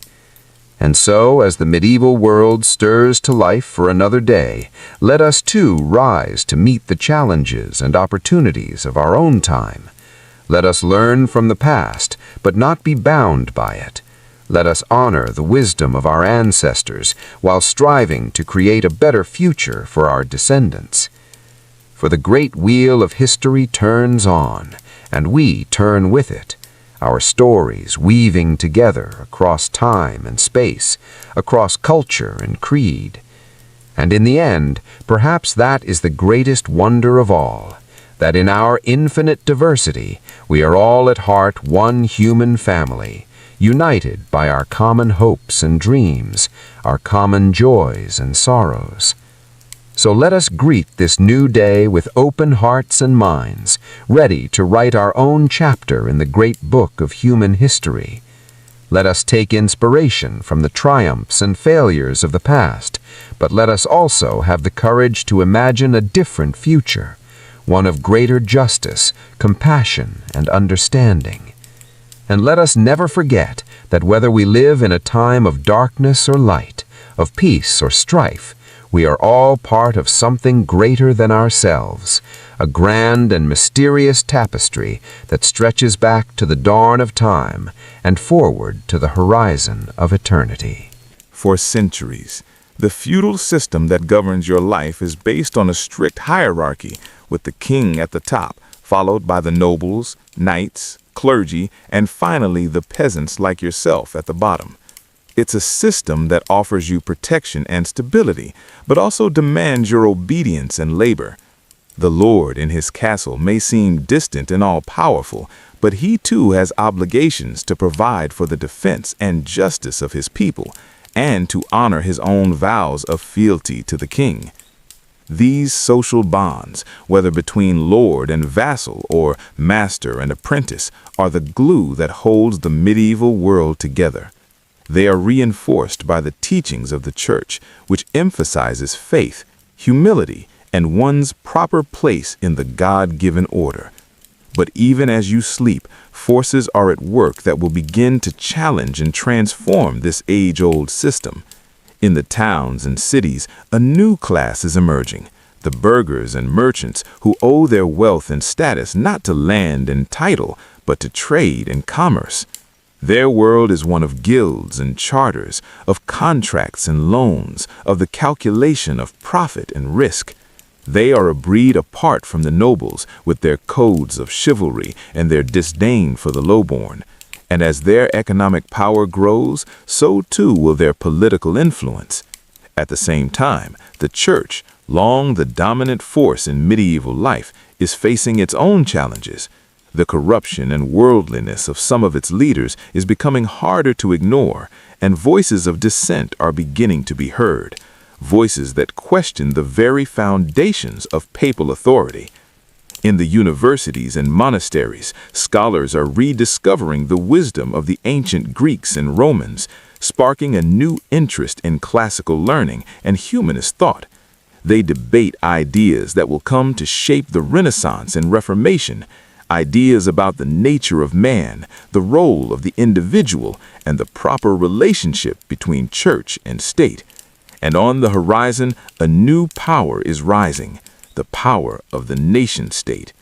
As kings begin to assert their authority over the nobles and the church, they lay the foundations for the modern concept of sovereignty and centralized rule. But for now, these changes are still in their infancy, and the medieval worldview still holds sway. As you sleep, you are part of a society that is both deeply traditional and slowly evolving, a society that is about to be tested by plague, war, and religious upheaval. In your dreams, perhaps you catch glimpses of this future, of the towering cathedrals and bustling markets of the High Middle Ages, of the bloody battlefields of the 100 Years' War, of the printing presses and explorer ships that will carry medieval Europe into a new era. But for now, the rhythms of village life go on as they have for generations. The sun will rise again tomorrow, and with it another day of work and worship, of joy and sorrow, of the timeless cycle of birth, life, and death. As you sink deeper into sleep, let your mind wander through the tapestry of medieval history, from the fall of Rome to the dawn of the Renaissance. Let the stories of kings and commoners, saints and sinners wash over you like a gentle stream, and know that you too are part of this great human story, a story that is still being written even as we speak. Your life, your struggles, your triumphs and defeats are woven into the fabric of history, just as surely as those of the greatest lords and ladies. So rest now, and let the medieval world be your lullaby. Let the soft glow of the hearth and the murmur of your family's voices carry you into a deep and dreamless sleep. And may you wake in the morning to face the new day with the same strength and resilience that carried your ancestors through the challenges of their age. For the medieval world may seem distant and strange to us now, but its echoes are still with us in the very foundations of our society and culture. And as long as we remember and learn from its lessons, it will never truly be lost. So sleep and dream, and know that you are part of a rich and enduring human tapestry, a tapestry that stretches back through the centuries and will continue on long after we are gone. Good night, and may your medieval slumber be filled with peace and wonder. As the night deepens and the village sleeps, let us turn our gaze to another figure who looms large in the medieval imagination, the knight. Born into the nobility, the knight is a warrior, a servant of his lord, and a paragon of chivalric virtue. From a young age, he is trained in the arts of war, in swordsmanship, horsemanship, and the code of honor that sets him apart from the common soldier. He learns to fight with lance and shield, to bear the weight of his armor, to face death and danger with courage and resolve. But the knight is more than just a warrior. He is also a symbol of the feudal order, a living embodiment of the values and ideals of medieval society. He is sworn to defend the weak, to honor his word, to serve his lord with loyalty and devotion. In times of peace, he participates in tournaments and jousts, displaying his prowess and valor for all to see. He courts noble ladies with poetry and song, striving to embody the courtly love ideal of the chaste and faithful servant. And in times of war, he is the backbone of his lord's army, the heavy cavalry that can break the enemy's lines and turn the tide of battle. He rides into combat with his banner fluttering overhead, his armor gleaming in the sun, his heart filled with the fierce joy of battle. But the life of a knight is not all glory and romance. It is also one of constant training and discipline, of long hours in the saddle and on the march, of the ever-present risk of injury and death. And as the medieval world wears on, the role of the knight begins to change and evolve. With the rise of the longbow and the cannon, the armored knight becomes increasingly vulnerable on the battlefield. And as the feudal system begins to break down, many knights find themselves adrift, their traditional roles and loyalties called into question. Some turn to brigandage and mercenary work, using their martial skills for personal gain rather than noble service. Others seek new outlets for their energies, joining the Crusades or embarking on quests for the Holy Grail. But even as the age of chivalry wanes, the ideal of the knight remains a powerful one, a symbol of courage, honor, and devotion that will inspire poets and dreamers for centuries to come. And so, as you drift off to sleep, let your mind wander to the tourney fields and castles of the knights, to the clashing of swords and the flutter of banners in the breeze. Let their stories of valor and sacrifice, of love and loss, be your guide and your comfort in the darkness of the night. For in the end, the medieval world is a world of stories. Stories of kings and queens, of saints and sinners, of the great and the small. And it is through these stories that we come to understand and appreciate the richness and complexity of this long-ago era. So let the tales of the nights be part of your own story, part of the great tapestry of human history that unites us all. And as you sleep, know that you are part of something much larger than yourself, a world of wonder and mystery, of faith and fear, of the eternal struggle between light and darkness. Good night, and may your dreams be filled with the colors and textures of the medieval world, the glint of armor in the sun, the whisper of wind through the trees, the soft glow of candlelight in a castle window. For it is in our dreams that the past comes alive again, and we are all part of its enduring legacy. As you slip deeper into your medieval slumber, let us turn our attention to another figure who casts a long shadow over this age, the monk. Clad in simple robes and bound by vows of poverty, chastity, and obedience, the monk is a seeker of God and a guardian of knowledge in a time when learning is a rare and precious thing. In the early days of the medieval ages, as the Western Roman Empire crumbles and chaos descends upon Europe, it is the monks who preserve the flame of civilization. In their monasteries and abbeys, they copy and illuminate ancient manuscripts, keeping alive the wisdom of the Greeks and Romans. They also develop new forms of agriculture and animal husbandry, turning their monasteries into self-sufficient islands of order and productivity in a sea of disorder and want. And as the centuries pass, they become increasingly involved in the affairs of the wider world, serving as advisors to kings and popes, and even leading armies in battle. But at the heart of the monastic life is the search for God, a search that takes many forms and follows many paths. Some monks, like the Benedictines, seek God through work and prayer, dividing their days between manual labor and the divine office. Others, like the Carthusians, seek him through solitude and silence, withdrawing from the world into a life of contemplation and asceticism. And still others, like the Franciscans and Dominicans, seek him through service to the poor and the preaching of the gospel. Regardless of their particular vocation, all monks share a common goal: to draw closer to God through the discipline and devotion of the religious life. They rise before dawn to chant the Psalms, spend long hours in prayer and meditation, and strive to subdue their earthly desires through fasting and Discipline be a comfort and an inspiration to you, a reminder that even in the darkest of times, there is always a light that guides us home. And know that you too are called to seek that light, to follow the path of truth and goodness wherever it may lead. For the medieval world may be a world of great darkness and great beauty, but it is also a world that points beyond itself to the eternal truths that lie at the heart of all human striving.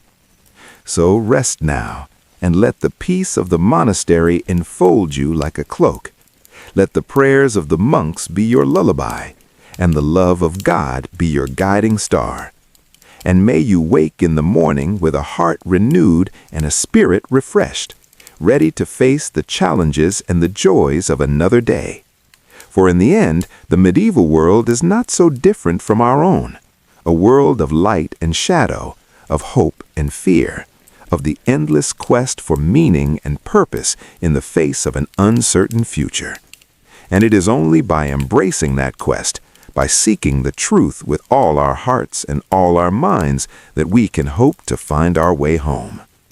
Good night, and may your dreams be filled with the beauty and the mystery of the medieval world, the soaring spires of the cathedrals, the gentle glow of the scriptorium, the quiet footsteps of the monks in the cloister. For it is in the stillness of the night that we come closest to the heart of God, and it is in His love that we find our true rest and our true home. As the night wears on and the candles burn low, let us turn our thoughts to one last figure who looms large in the medieval imagination: the merchant. Born of the bustling cities and towns of Europe, the merchant is a new kind of man, one who owes his wealth and status not to land or title, but to his own wits and industry. In a world dominated by the feudal order, the merchant is an outsider, a man who moves between worlds and classes with ease. He travels the trade routes of Europe and beyond, bringing back exotic goods and ideas from distant lands. In the cities, he is a man of influence and power, a member of the growing middle class that will one day challenge the dominance of the nobility. He is a master of the art of the deal, a shrewd negotiator who knows how to turn a profit and protect his interests. But the life of a merchant is not without its risks and challenges. The roads are dangerous, beset by bandits and thieves, and the seas are treacherous with storms and pirates lurking around every corner. And in the cutthroat world of commerce, one false move can mean ruin and disgrace. To succeed, the merchant must be cunning and adaptable, always ready to seize opportunity and avoid danger. He must navigate the complex web of guilds and monopolies that control trade in the cities, and forge alliances with the powerful and the influential. And yet, for all his worldly success, the merchant is often viewed with suspicion and disdain by the traditional elites. To the nobility, he is an upstart and a parvenu, a man who has risen above his station through cleverness rather than breeding. And to the church, he is a potential threat, a man whose love of money and worldly goods could lead him astray from the path of righteousness. The merchant must walk a fine line, balancing his pursuit of profit with his obligations to God and society. But despite these challenges, the merchant class will play an increasingly important role in the centuries to come. As trade expands and cities grow, they will become the engine of a new kind of economy, one based on commerce and industry rather than land and agriculture. And as they do so, they will help to shape a new world, one in which the old certainties of the feudal order are gradually replaced by the dynamic and unpredictable forces of the market. The merchant may not wield a sword or a scepter, but in his own way, he is a key figure in the great drama of the Middle Ages. So, as you drift off to sleep, let your mind wander to the bustling markets and counting houses of the medieval cities, to the sound of haggling voices and clinking coins. Let the stories of the merchants be your guide and your inspiration, a reminder that even in the darkest of times, there is always room for hope and opportunity. And know that you too are part of this great tapestry of human endeavor, a tapestry that stretches back through the centuries and will continue on long after we are gone. For the medieval world is not so different from our own, a world of darkness and light, of fear and hope, of the endless struggle to find meaning and purpose in the face of an uncertain future. And it is only by embracing that struggle, by daring to dream and to strive, that we can hope to leave our own mark upon the great tapestry of history. Good night, and may your dreams be filled with the sights and sounds of the medieval world, the bustle of the market square, the gleam of gold and silver, the whispered prayers of the merchant before a long journey. For it is in our dreams that we are most truly free, and it is in freedom that we find the courage to face the challenges of the waking world. As the first light of dawn begins to peek through the shutters, you stir from your slumber, your mind still filled with the sights and sounds of the medieval world. The cockerel crows outside, heralding the start of a new day, and you can hear the village beginning to come to life around you. You lie still for a moment, savoring the warmth and comfort of your bed, the quiet peace of the early morning, and as you do so, you reflect on the journey you have taken through the pages of history, from the humble peasant to the lofty king, from the pious monk to the worldly merchant. Each of these figures has shown you a different face of the medieval world, a different way of living and thinking and being, and each has left you with a deeper appreciation for the richness and complexity of this long-ago era, for the joys and sorrows, the triumphs and tragedies that marked the lives of our ancestors.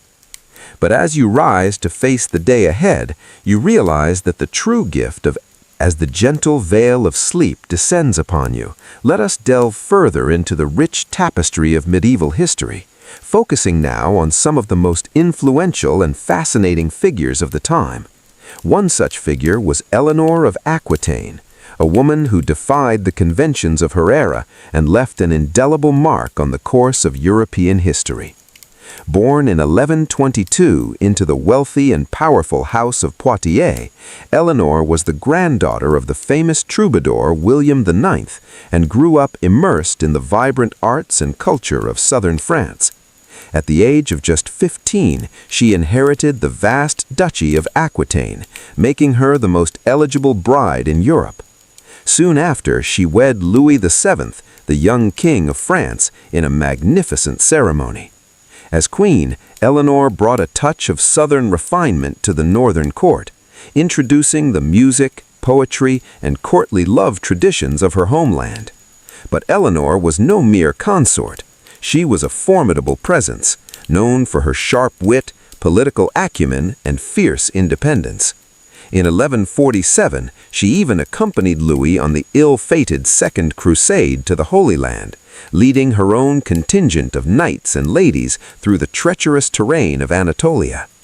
The crusade was a disaster, and the strains it placed on the royal marriage, coupled with Eleanor's failure to produce a male heir, led to its annulment in 1152. But Eleanor's story was far from over. Just 8 weeks after the annulment, she wed Henry Plantagenet, the young Duke of Normandy and Count of Anjou, who 2 years later would ascend to the throne of England as Henry II. As Queen of England, Eleanor presided over a court renowned for its sophistication and learning. She was a patron of the arts, a collector of books, and a savvy political operator, using her wealth and influence to support her sons in their rebellions against their father. But Eleanor's life was also marked by tragedy and tumult. Her marriage to Henry was tempestuous, marred by his infidelities and their bitter power struggles. In 1173, after Eleanor's support for her son's failed rebellion, Henry had her imprisoned, where she remained for 16 years. Yet even in captivity, Eleanor remained a force to be reckoned with. She continued to wield influence through her children, particularly her favorite son, Richard the Lionheart, who became king in 1889. Upon Henry's death, Richard finally released his mother, who rode out to meet him with a face of joy despite her 70 years. In her later years, Eleanor served as regent while Richard was on crusade, skillfully navigating the treacherous waters of medieval politics. She traveled ceaselessly throughout England and France, shoring up support for her son and negotiating alliances, including the pivotal treaty with Philip Augustus of France.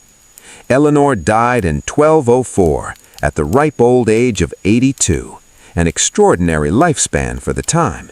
She had outlived 8 of her 10 children, 2 husbands, and most of her contemporaries. Her legacy was immense. Through her sons, she was the ancestor of both the English and French royal lines for generations to come. But more than that, Eleanor represented a new kind of queenship, one that was not merely ceremonial, but actively engaged in the politics and culture of the realm. Patron, a politician, and a power in her own right. As you drift off to sleep, let the extraordinary life of Eleanor of Aquitaine be a reminder of the remarkable individuals who peopled the medieval world. Men and women who, through their actions and their force of character, shaped the course of history in ways that still resonate today. Their stories are a testament to the enduring power of the human spirit to overcome adversity, to create beauty in the midst of brutality, and to leave a lasting mark on the world. And as you slip into dreams, know that you too are part of this great human story, connected across time to those who came before and those who will come after. Another figure who loomed large in the medieval imagination was the great philosopher and theologian Thomas Aquinas. Born into a noble Italian family in 1225, Thomas was a precocious child who, at the age of just 5, was sent to study at the famous Benedictine Abbey of Monte Cassino. But Thomas's heart was drawn to the new mendicant orders, particularly the Dominicans, who emphasized poverty, preaching, and intellectual rigor. Against his family's wishes, he joined the Dominicans in 1244, a decision that would set the course for his life and work. As a young friar, Thomas studied under the great Albertus Magnus in Paris and Cologne, immersing himself in the newly rediscovered works of Aristotle and the Islamic philosophers. He quickly gained a reputation as a brilliant thinker, known for his clarity of thought and his systematic approach to theology and philosophy. Thomas's great masterwork was the Summa Theologica, a vast compendium of Christian thought that sought to reconcile faith and reason, revelation and natural philosophy. In the Summa, Thomas grappled with the deepest questions of existence, the nature of God, the purpose of human life, the problem of evil, and the path to salvation. Central to Thomas's thought was the idea that faith and reason were not in conflict, but rather two paths to the same truth. He argued that the truths of revelation, while beyond the grasp of unaided human reason, could never contradict the truths of rational inquiry. For Thomas, the study of nature and the use of reason were not threats to faith, but ways of understanding God's creation and drawing closer to the divine. This idea would have profound implications for the development of Western thought. By insisting on the compatibility of faith and reason, Thomas helped pave the way for the scientific revolution and the Enlightenment. At the same time, his emphasis on the rational basis of faith helped to shape the intellectual culture of the Church for centuries to come. But Thomas was not just an abstract thinker. He was also a deeply spiritual man, known for his humility, his gentleness, and his devotion to the Eucharist. In his final years, while celebrating Mass, he had a mystical experience that left him unable to write. "All that I have written," he said, "seems like straw to me compared to what has now been revealed to me." Thomas died in 1274 at the age of just 49, leaving behind a legacy that would shape the course of Western philosophy and theology for generations. He was canonized in 1323 and declared a Doctor of the Church in 1567. Today, he is considered one of the greatest thinkers in the history of Christianity, a man whose ideas continue to resonate and inspire. As you drift off to sleep, let the story of Thomas Aquinas be a reminder of the power of the human mind to grapple with the deepest questions of existence and of the enduring quest to find meaning and truth in a complex and often confusing world. And let it also be a reminder of the importance of humility and wonder in the face of the divine mystery. The recognition that for all our striving and all our knowledge, there is always more to be revealed, always further heights of wisdom and understanding to be scaled. The medieval period was also a time of great artistic flourishing, and nowhere was this more evident than in the soaring cathedrals that began to rise across Europe in the 12th and 13th centuries. These magnificent structures were not just places of worship, but embodiments of the medieval worldview, the belief in a divinely ordered universe, hierarchical and harmonious, in which every element had its appointed place and purpose.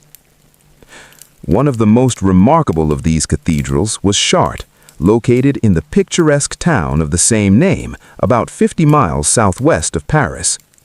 The construction of the present cathedral began in 1194 after a fire destroyed much of the previous Romanesque church.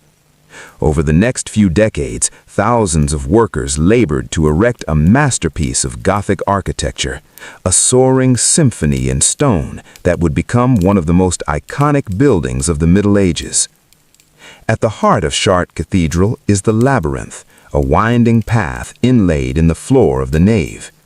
This labyrinth, unlike the later hedge mazes of Renaissance gardens, has only one path, leading inexorably to the center and then back out again. For the medieval faithful, walking the labyrinth was a symbolic pilgrimage, a miniature version of the great journey to Jerusalem that was the aspiration of every pious Christian. The labyrinth is just one of the many symbolic elements that pervade every aspect of the cathedral's design. The great western facade, with its 3 portals and rows of sculpted saints and biblical figures, is a stone Bible, a visual catechism for the largely illiterate medieval congregation. The soaring vaults and pointed arches draw the eye and the spirit upward toward the heavenly realms, while the play of light through the great stained glass windows creates an atmosphere of mystery and awe. But Chartres is more than just a work of art or a feat of engineering. It is a testament to the deep faith and communal spirit of the medieval world. The cathedral was built not by a single wealthy patron, but by the entire community, with rich and poor alike contributing their labor, their skills, and their resources. The construction site was a place of pilgrimage in itself, with workers coming from all over Europe to lend their efforts to the great endeavor. This sense of shared purpose and divine mission is reflected in the many legends that grew up around the cathedral's construction. One tells of a mysterious figure known as the Master of the Labyrinth, a genius architect who appeared one day and directed the building of the great maze, only to disappear just as suddenly when the work was done. Another tells of a miraculous beam of wood, which, when the carpenters found it too short, spontaneously elongated itself to the required length. These legends speak to the way in which Chartres and the other great cathedrals of the Middle Ages were more than just buildings. They were expressions of a shared faith, a common culture, and a collective aspiration toward the divine. They were, in a sense, the embodiment of the medieval worldview itself, the belief in a divinely ordered universe, infused with meaning and purpose, in which every stone and every beam had its place in the great cosmic order. As you drift off to sleep, let the majesty and mystery of Chartres Cathedral be a reminder of the power of faith and community to create something greater than the sum of its parts. And let it also be an invitation to find in your own life those places and moments of transcendence where the everyday world falls away and you are caught up in something larger than yourself. For the medieval mind, such moments were a glimpse of the divine, a foretaste of the heavenly Jerusalem that awaited the faithful at the end of their earthly pilgrimage. And while our modern world may seem far removed from the certainties and hierarchies of the Middle Ages, the human longing for meaning and connection remains as strong as ever. So, as you slip into the realm of dreams, carry with you the memory of Chartres and the other wonders of the Middle World, not as relics of a bygone age, but as enduring reminders of the heights to which the human spirit can soar when it is guided by faith, purpose, and a sense of its place in the grand tapestry of creation. The medieval period was also a time of great learning and scholarship. Despite the popular image of the era as one of ignorance and superstition, in fact, the 12th and 13th centuries saw a remarkable flowering of intellectual life centered around the great universities that began to emerge in cities like Paris, Bologna, and Oxford. One of the most important figures in this intellectual revival was Roger Bacon, a 12th century English philosopher and scientist who has been called the first modern thinker. Born into a wealthy family in 1214, Bacon studied at Oxford and Paris before joining the Franciscan order in 1247. As a friar, he devoted himself to the study of nature and the pursuit of knowledge, working tirelessly to expand the boundaries of human understanding. Bacon was a true polymath, with interests ranging from mathematics and optics to linguistics and alchemy.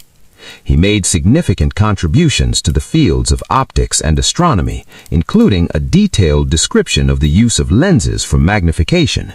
The cutting-edge science of the Islamic world. He also emphasized the need for a more practical and empirical approach to learning, one that would equip students with the skills and knowledge needed to navigate the complexities of the world. Bacon's ideas were met with suspicion and even hostility by many of his contemporaries, who saw him as a dangerous radical.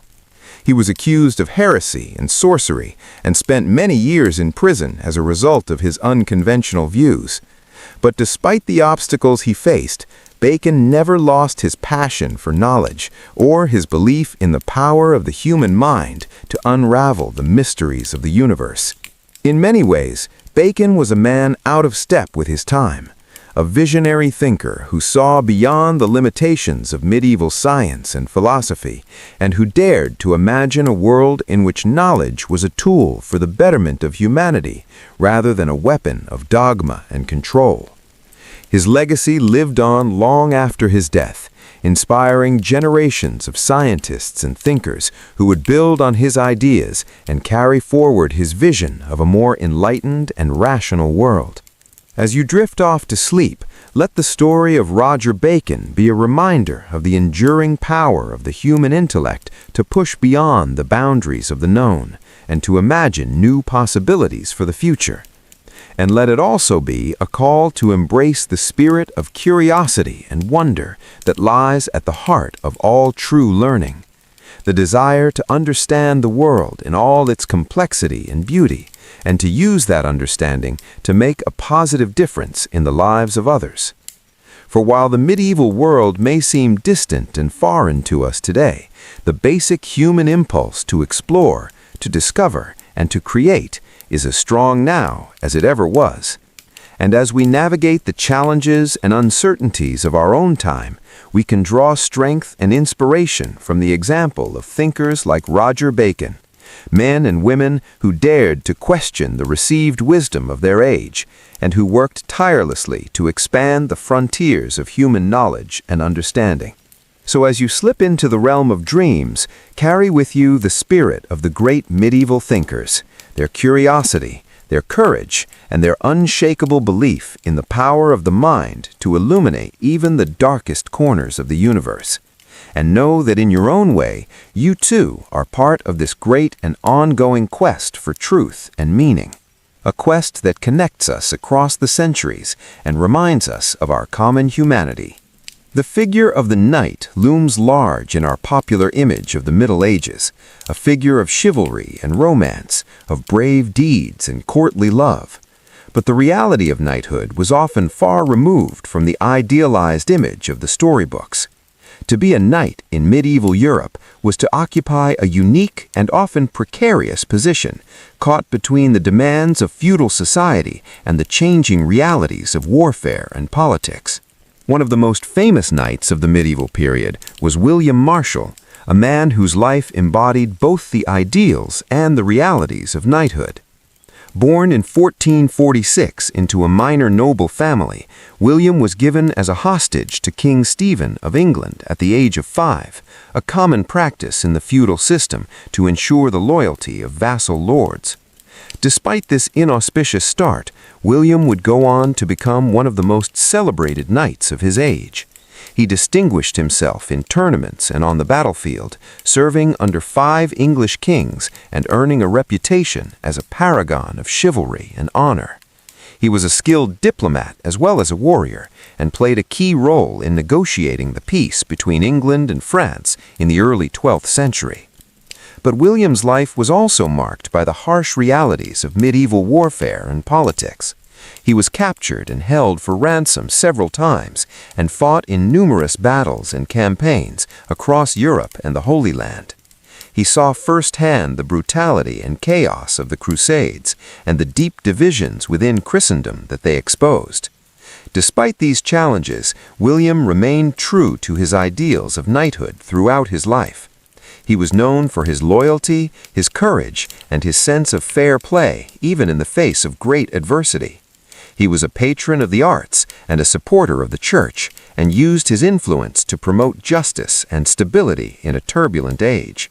In many ways, William Marshal embodies the complex and contradictory nature of knighthood in the Middle Ages. On the one hand, knights were the embodiment of a high medieval ideal, brave, chivalrous, and devoted to the service of God and their feudal lords. They were the backbone of the medieval military system and played a key role in the expansion and defense of Christendom. But at the same time, knights were also deeply enmeshed in the brutal realities of medieval warfare and politics. They were often caught up in the endless cycle of feudal violence and revenge, and their loyalty to their lords could lead them into conflict with the broader interests of society. The ideals of chivalry, while noble in theory, were often honored more in the breach than in the observance. As you drift off to sleep, let the echoes of the medieval world fade into the realm of dreams. Let us linger a moment longer on the rich tapestry of life in those times. The clatter of hooves on cobblestones, the clang of the blacksmith's hammer, the tolling of church bells. These were the sounds that marked the rhythm of daily existence. For the vast majority, life was a struggle against the elements, against hunger and disease. The peasant in the field, the weaver at the loom, the mason chipping away at a block of stone. Their lives were defined by toil, their horizons often limited to the village or town of their birth. But even in the midst of hardship, there was community. The bonds of family, of shared labor and shared faith wove people together. In the evenings around the hearth fire, stories were told of brave knights and holy saints, of mischievous spirits and miraculous events. These tales, passed down through generations, provided comfort and wisdom, a way of making sense of the world. And what a world it was, a place of extremes, of soaring beauty and grim brutality. The same society that produced the delicate tracery of a Gothic cathedral also bore witness to the horrors of the torture chamber. The chivalric ideals of honor and courtesy coexisted with the harsh realities of feudal oppression. It was a world of hierarchy, where every person knew their place in the great chain of being. The king sat at the top, ruling by divine right, followed by the nobles, the clergy, the merchants, and finally, the peasants. To question this order was to question the very will of God. But change was coming, slowly but inexorably. The growth of towns and trade, the spread of learning, the weakening of feudal bonds, all these factors were transforming society.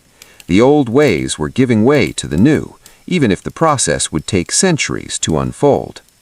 One harbinger of this change was the rise of the merchant class. These were men who had grown rich not through land or lineage, but through trade and commerce.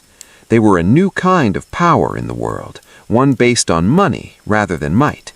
In the great trading cities of Italy, in the Low Countries, these merchants built palatial homes, patronized artists and scholars, and began to challenge the dominance of the old aristocracy. They were the vanguard of a new era, one in which wealth and enterprise would increasingly shape the course of events. But for now, in the sleepy villages and craggy castles of the medieval landscape, life went on much as it had for generations. The farmer tilled his field, the monk illuminated his manuscript, the lady embroidered her tapestry. Each played their part in the great drama of existence, bound by tradition and faith. As you drift deeper into sleep, let your mind wander through this lost world. Imagine yourself walking the narrow, winding streets of a medieval town, passing the open-air stalls of the market, the workshops of the craftsmen. Hear the cries of the street vendors hawking their wares. Smell the pungent mix of spices, smoke, and humanity. Or picture yourself in a monastery garden, surrounded by the gentle hum of bees and the rustle of robes. Watch the monks at their work, tending the herbs and vegetables, copying ancient texts with painstaking care. Feel the sense of peace and purpose that pervades this cloistered world. And as you slip further into dreams, let the great events of the age swirl around you like mist. The clash of armies on a distant battlefield, the pageantry of a royal procession, the fervor of a religious pilgrimage. These are the moments that define the medieval era, that echo through history. But remember, too, the smaller moments, the ones that make up the warp and weft of daily life. the laughter of children playing in a sunlit field, the warmth of a fire on a cold winter's night, the comfort of a shared meal with loved ones. These are the timeless experiences that connect us across the centuries, that remind us of our common humanity. As you finally drift off into dreams, take with you a sense of the richness and complexity of the medieval world. It was a time of great darkness and great light, of cruelty and kindness, of ignorance and wisdom, and in its joys and sorrows, its triumphs and tragedies, it reflects the eternal human condition, the endless struggle to find meaning and purpose in a changeful world. So sleep now, and let the distant strains of a lute, the soft chant of a prayer, the whisper of wind through a castle embrasure, carry you into the depths of slumber. And as you dream, The stones of our cities, the pages of our books, the very fabric of our thought. And as long as we remember and recount its stories, as long as we strive to learn from its wisdom and avoid its follies, it will continue to shape us, to guide us, to inspire us. So let us bid farewell to the Middle Ages, but let us not forget them. Let us carry their lessons with us as we navigate the uncertainties of our own time, as we seek to build a world that is more just, more compassionate, more enlightened. For in the end, that is the greatest gift that history can give us. The chance to learn from the past, to dream of a better future, and to make that dream a reality. Good night, dear listener, and may your dreams be filled with the wonders and the wisdom of the ages. You blink awake as the first rays of dawn filter through the narrow window slit, illuminating motes of dust dancing in the air. The room is small and sparse, with walls of rough-hewn stone and a floor of beaten earth. A simple wooden cross hangs above the narrow bed where you lie, a reminder of the omnipresence of the church in this medieval world. You rise and stretch, feeling the coarse fabric of your monk's habit against your skin. The life of a monk is one of simplicity, devotion, and routine. You begin each day with prayer, kneeling on the cold stone floor of the monastery chapel as the first Mass is sung. The voices of your fellow monks rise in Gregorian chant, the ancient Latin words echoing off the vaulted ceiling. After Mass, you break your fast with a simple meal of bread and ale in the refectory. The fare is plain but nourishing, meant to sustain the body without indulging the senses. Gluttony is a sin, after all, and the monks are meant to lead a life of asceticism and self-denial. With breakfast done, you head to the scriptorium, the room where the monastery's precious books and manuscripts are kept. Here, monks spend their days painstakingly copying texts by hand, preserving the knowledge of the ancients and the teachings of the Church.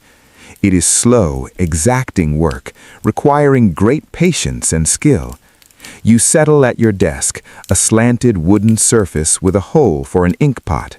You take up your quill, dip it in the ink, and begin to write, carefully forming each letter on the parchment before you. The scriptorium is silent, save for the scratching of quills and the occasional cough or shuffle of feet. As you work, your mind begins to wander, reflecting on the role of the monastery in medieval society. Monasteries are more than just religious houses. They are centers of learning, charity, and economic power. They provide education for the sons of nobles and a place of refuge for the poor and sick. They also control vast tracts of land granted to them by pious donors, which are worked by peasants in exchange for the monks' prayers and spiritual guidance. But not all is peaceful within the monastery walls. Politics and power struggles are as prevalent here as in any royal court. Ambitious monks vie for positions of authority, currying favor with wealthy patrons and influential bishops. Some even dream of rising to the ultimate position, the papacy itself. As the day wears on, you set aside your quill and stretch your cramped fingers. It is time for the midday meal, a slightly more substantial repast of stewed vegetables, fish, and bread. The monks eat in silence, listening to one of their number read aloud from the Bible or the lives of the saints. After the meal, there is time for contemplation and study. You walk in the monastery gardens, enjoying the sun's warmth and the gentle buzz of bees in the herb beds. You watch a group of novices, young men just beginning their monastic lives, as they are put through their paces by a stern-looking master. They are learning the rule of Saint Benedict, the strict code that governs every aspect of monastic life. As the sun begins to set, you return to the chapel for Vespers, the evening prayer service. The monks' chants are slower now, more contemplative. The flickering candlelight casts dancing shadows on the walls, creating an atmosphere of mystery and solemnity. After Vespers, you retire to your cell for a few hours of sleep before rising again in the dead of night for matins, the first of the canonical hours. This is the pattern of your days, a ceaseless round of prayer, work, and contemplation. It is a hard life, one of self-denial and discipline, but it is also a life of purpose and spiritual fulfillment. In a world rife with violence, disease, and uncertainty, the monastery provides a haven of peace and stability. It is a beacon of light in the often dark times of the Middle Ages. As you drift off to sleep, you reflect on the paradoxes of monastic life. To the outside world, it may seem a life of confinement and restriction, but for those called to it, it is a life of liberation, freeing the soul from the snares of the material world to contemplate the divine. In your dreams, you see the great monasteries of the age, Monte Cassino in Italy, Cluny in France, Lindisfarne in England. You see the monks at their labors, copying manuscripts, tending gardens, offering succor to the poor and weary. And you see the great saints and scholars that the monasteries have produced, Benedict, Bede, Alcuin, Bernard of Clairvaux. The monasteries are the guardians of knowledge and culture in a turbulent age. They are the bridge between the classical world and the Renaissance to come. And for now, in this moment, you are a part of that grand tradition, a small but vital thread in the great tapestry of medieval life. As you sleep, the night passes and a new dawn approaches. The monastery bells will soon ring out, calling the faithful to prayer, and you will rise, ready to begin another day in the service of God and your fellow man in this fascinating, challenging world of the Middle Ages. But for now, rest. Let the peace of the monastery enfold you, and dream of a world where the light of knowledge and faith shines bright against the darkness. In the morning, that world will be yours to shape, one prayer, one deed, one moment at a time. The scene fades, and you sink deeper into sleep, the medieval monastery dissolving into the mists of dreams. The chants of the monks echo in your mind, a soothing lullaby from a distant age. And as you sleep, the wisdom and lessons of that age settle into your soul, enriching and enlightening, even as the modern world seems so far away. For that is the magic of history. It is never truly past, but alive within us, shaping our present and our future in ways we may not always understand. And in the depths of a medieval monastery, in the simple rhythms of prayer and work, in the quiet scratching of a quill on parchment, lie truths that echo across the centuries, waiting to be rediscovered by each new generation. So sleep now, and let the medieval world be your guide and your companion through the realms of night.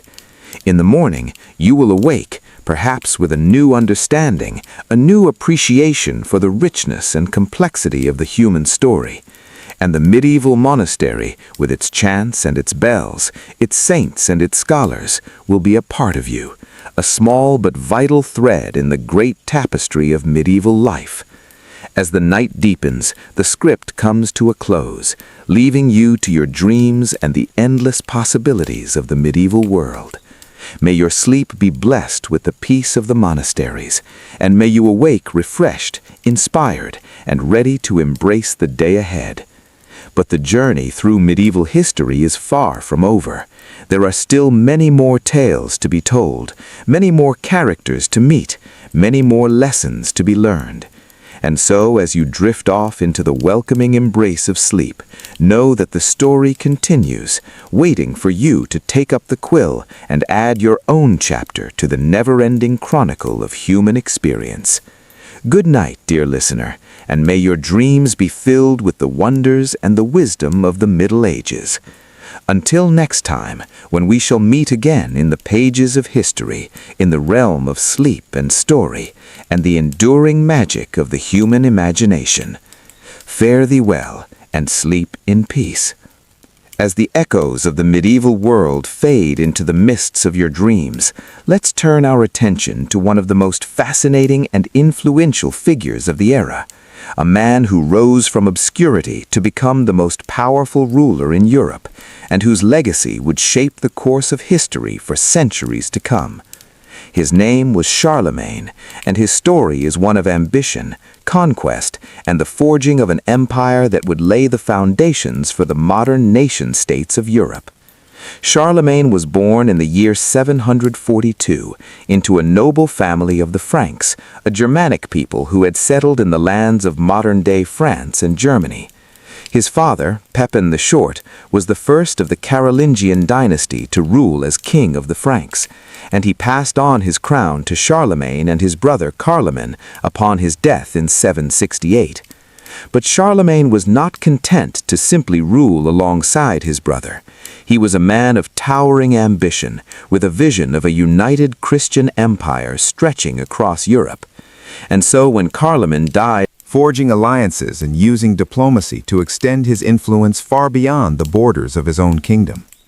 Under Charlemagne's rule, the Frankish Empire reached its greatest extent, stretching from the Atlantic coast of France to the borders of modern-day Hungary and Croatia. He established a system of government that would serve as a model for centuries to come, with a centralized administration, standardized laws and coinage, and a network of loyal nobles who helped to maintain order and collect taxes. But perhaps Charlemagne's greatest legacy was his role in the preservation and promotion of learning and culture. He was a patron of the arts and sciences, and he encouraged the spread of education throughout his empire. He brought scholars and artists from across Europe to his court at Aachen, where they worked to translate ancient texts, compile encyclopedias, and create beautiful works of art and architecture. Charlemagne's efforts to foster learning and culture would have a lasting impact on European history. The so-called Carolingian Renaissance that flourished under his rule saw a revival of classical learning and a renewed interest in the works of ancient authors like Cicero and Virgil. This intellectual flowering would lay the groundwork for the later Renaissance of the 14th and 15th centuries, which would transform European art, literature, and science. But perhaps the most enduring symbol of Charlemagne's legacy is the imperial crown that he wore as Emperor of the Romans. In the year 800, on Christmas Day, Pope Leo III placed a crown on Charlemagne's head in St. Peter's Basilica in Rome, proclaiming him the new Emperor of the West. This coronation was a momentous event, marking the first time since the fall of the Roman Empire that a ruler had claimed the title of Emperor in Western Europe. It was a powerful statement of Charlemagne's authority and prestige, and a recognition of his role as the defender of the Christian faith and the protector of the Church. Of course, the reality of Charlemagne's empire was far from the idealized vision of a united Christian realm. His conquests were often brutal, and his efforts to impose his will on the various peoples of Europe were met with resistance and rebellion. The empire he built would not long survive his death in 814, as his successors struggled to maintain control over the vast and disparate territories he had brought under Frankish rule. But despite the challenges and setbacks he faced, there is no denying the immense impact that Charlemagne had on the course of European history. He was a towering figure who left an indelible mark on the medieval world, shaping its politics, culture, and religion in ways that would resonate for centuries to come. As you drift deeper into sleep, let the story of Charlemagne be a reminder of the enduring power of vision ambition, and leadership. For even in the darkest and most turbulent of times, there are those who rise above the fray to leave a lasting legacy that echoes through the ages. And so, as the last embers of the day fade into the cool embrace of night, let your mind wander back to that distant time, to a world of kings and emperors, of knights and castles, of faith and learning. Let the gentle currents of history carry you off to a place of dreams, where the great figures of the past come alive once more, and the timeless tales of human endeavor unfold in all their richness and complexity. For in the end, the story of Charlemagne is not just the story of one man, but the story of us all, of the endless struggle to build something greater than ourselves, to leave a mark on the world that will endure long after we are gone. It is a story of hope and inspiration, of the indomitable human spirit that refuses to be bound by the limitations of the present, but instead reaches ever upward towards the infinite possibilities of the future. So let yourself be lulled by the soft whispers of the past as the great pageant of history plays out in your mind's eye. Let the cares of the day slip away and surrender yourself to the gentle embrace of sleep, secure in the knowledge that you are part of a grand and enduring tapestry, woven through the ages by the dreams and deeds of those who came before. And as you drift off into the welcoming arms of slumber, know that the legacy of Charlemagne and of all the great figures of history lives on in you, in the courage and determination that you bring to each new day, in the endless quest for knowledge and understanding that drives you forward, in the unquenchable thirst for beauty and meaning that stirs your soul. For in the end, we are all the inheritors of this great and glorious tradition, the bearers of a flame that has been passed down through the generations, from the dawn of civilization to the present day.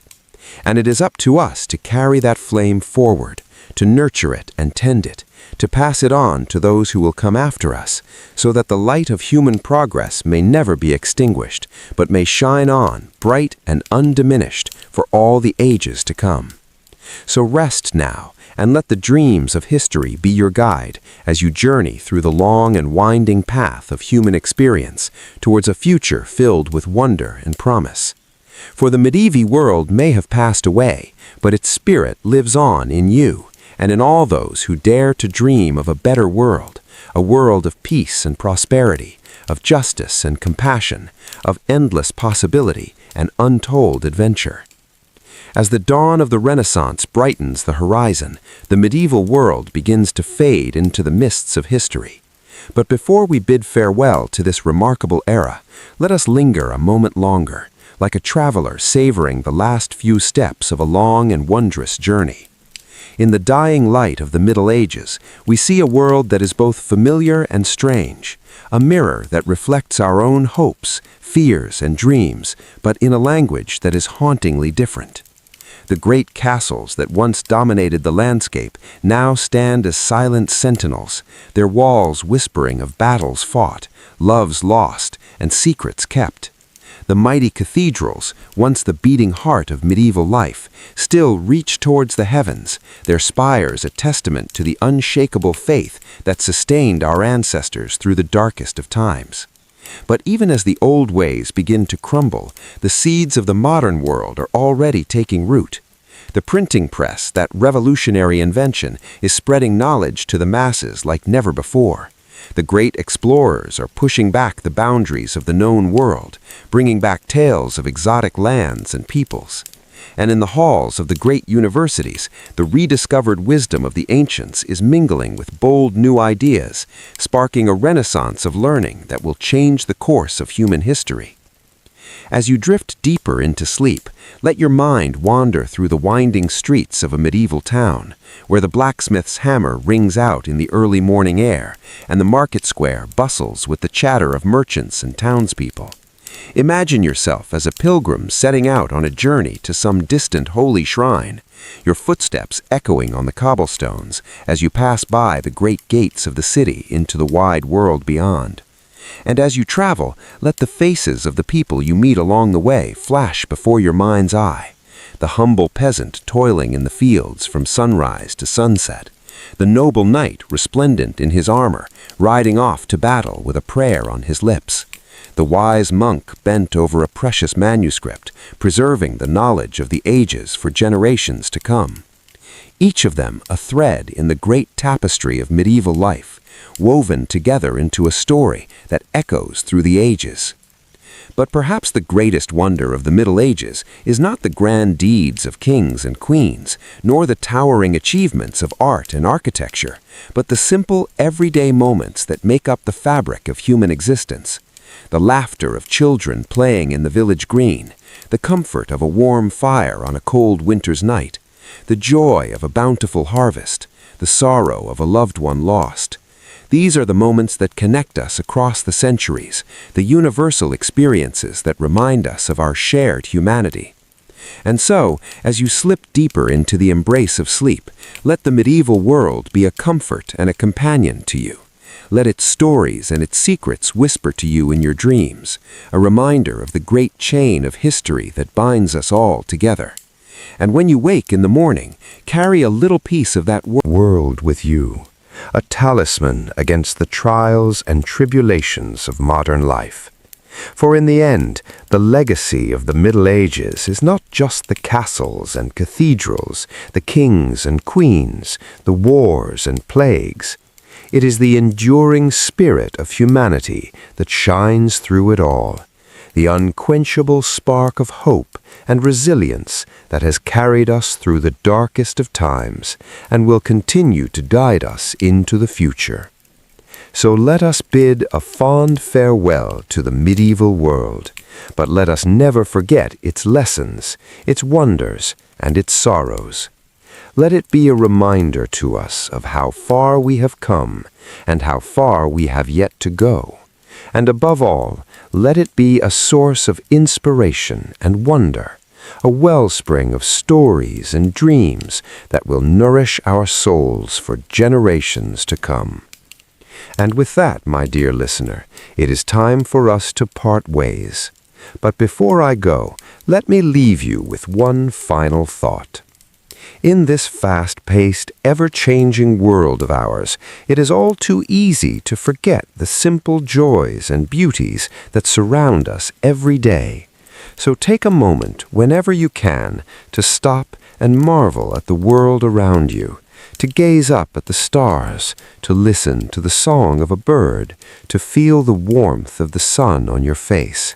For in those moments, you are connected to something greater than yourself, to the vast and wondrous tapestry of life that stretches out across the ages. And if you have enjoyed our journey through the medieval world, if it has brought you even a moment of peace, wonder, or inspiration, then I invite you to like this video and subscribe to our channel, for there are still so many stories left to tell, so many wonders left to discover, and I would be honored to be your guide on those journeys. But for now, my friend, it is time to rest. Let the cares of the day fade away, and let the gentle rhythms of sleep carry you off to a world of dreams. And may you wake in the morning with a heart full of hope, a mind full of wonder, and a soul ready to embrace all the beauty and mystery that life has to offer. Good night, my dear listener, and sweet dreams until we meet again on some other journey through the mists of history.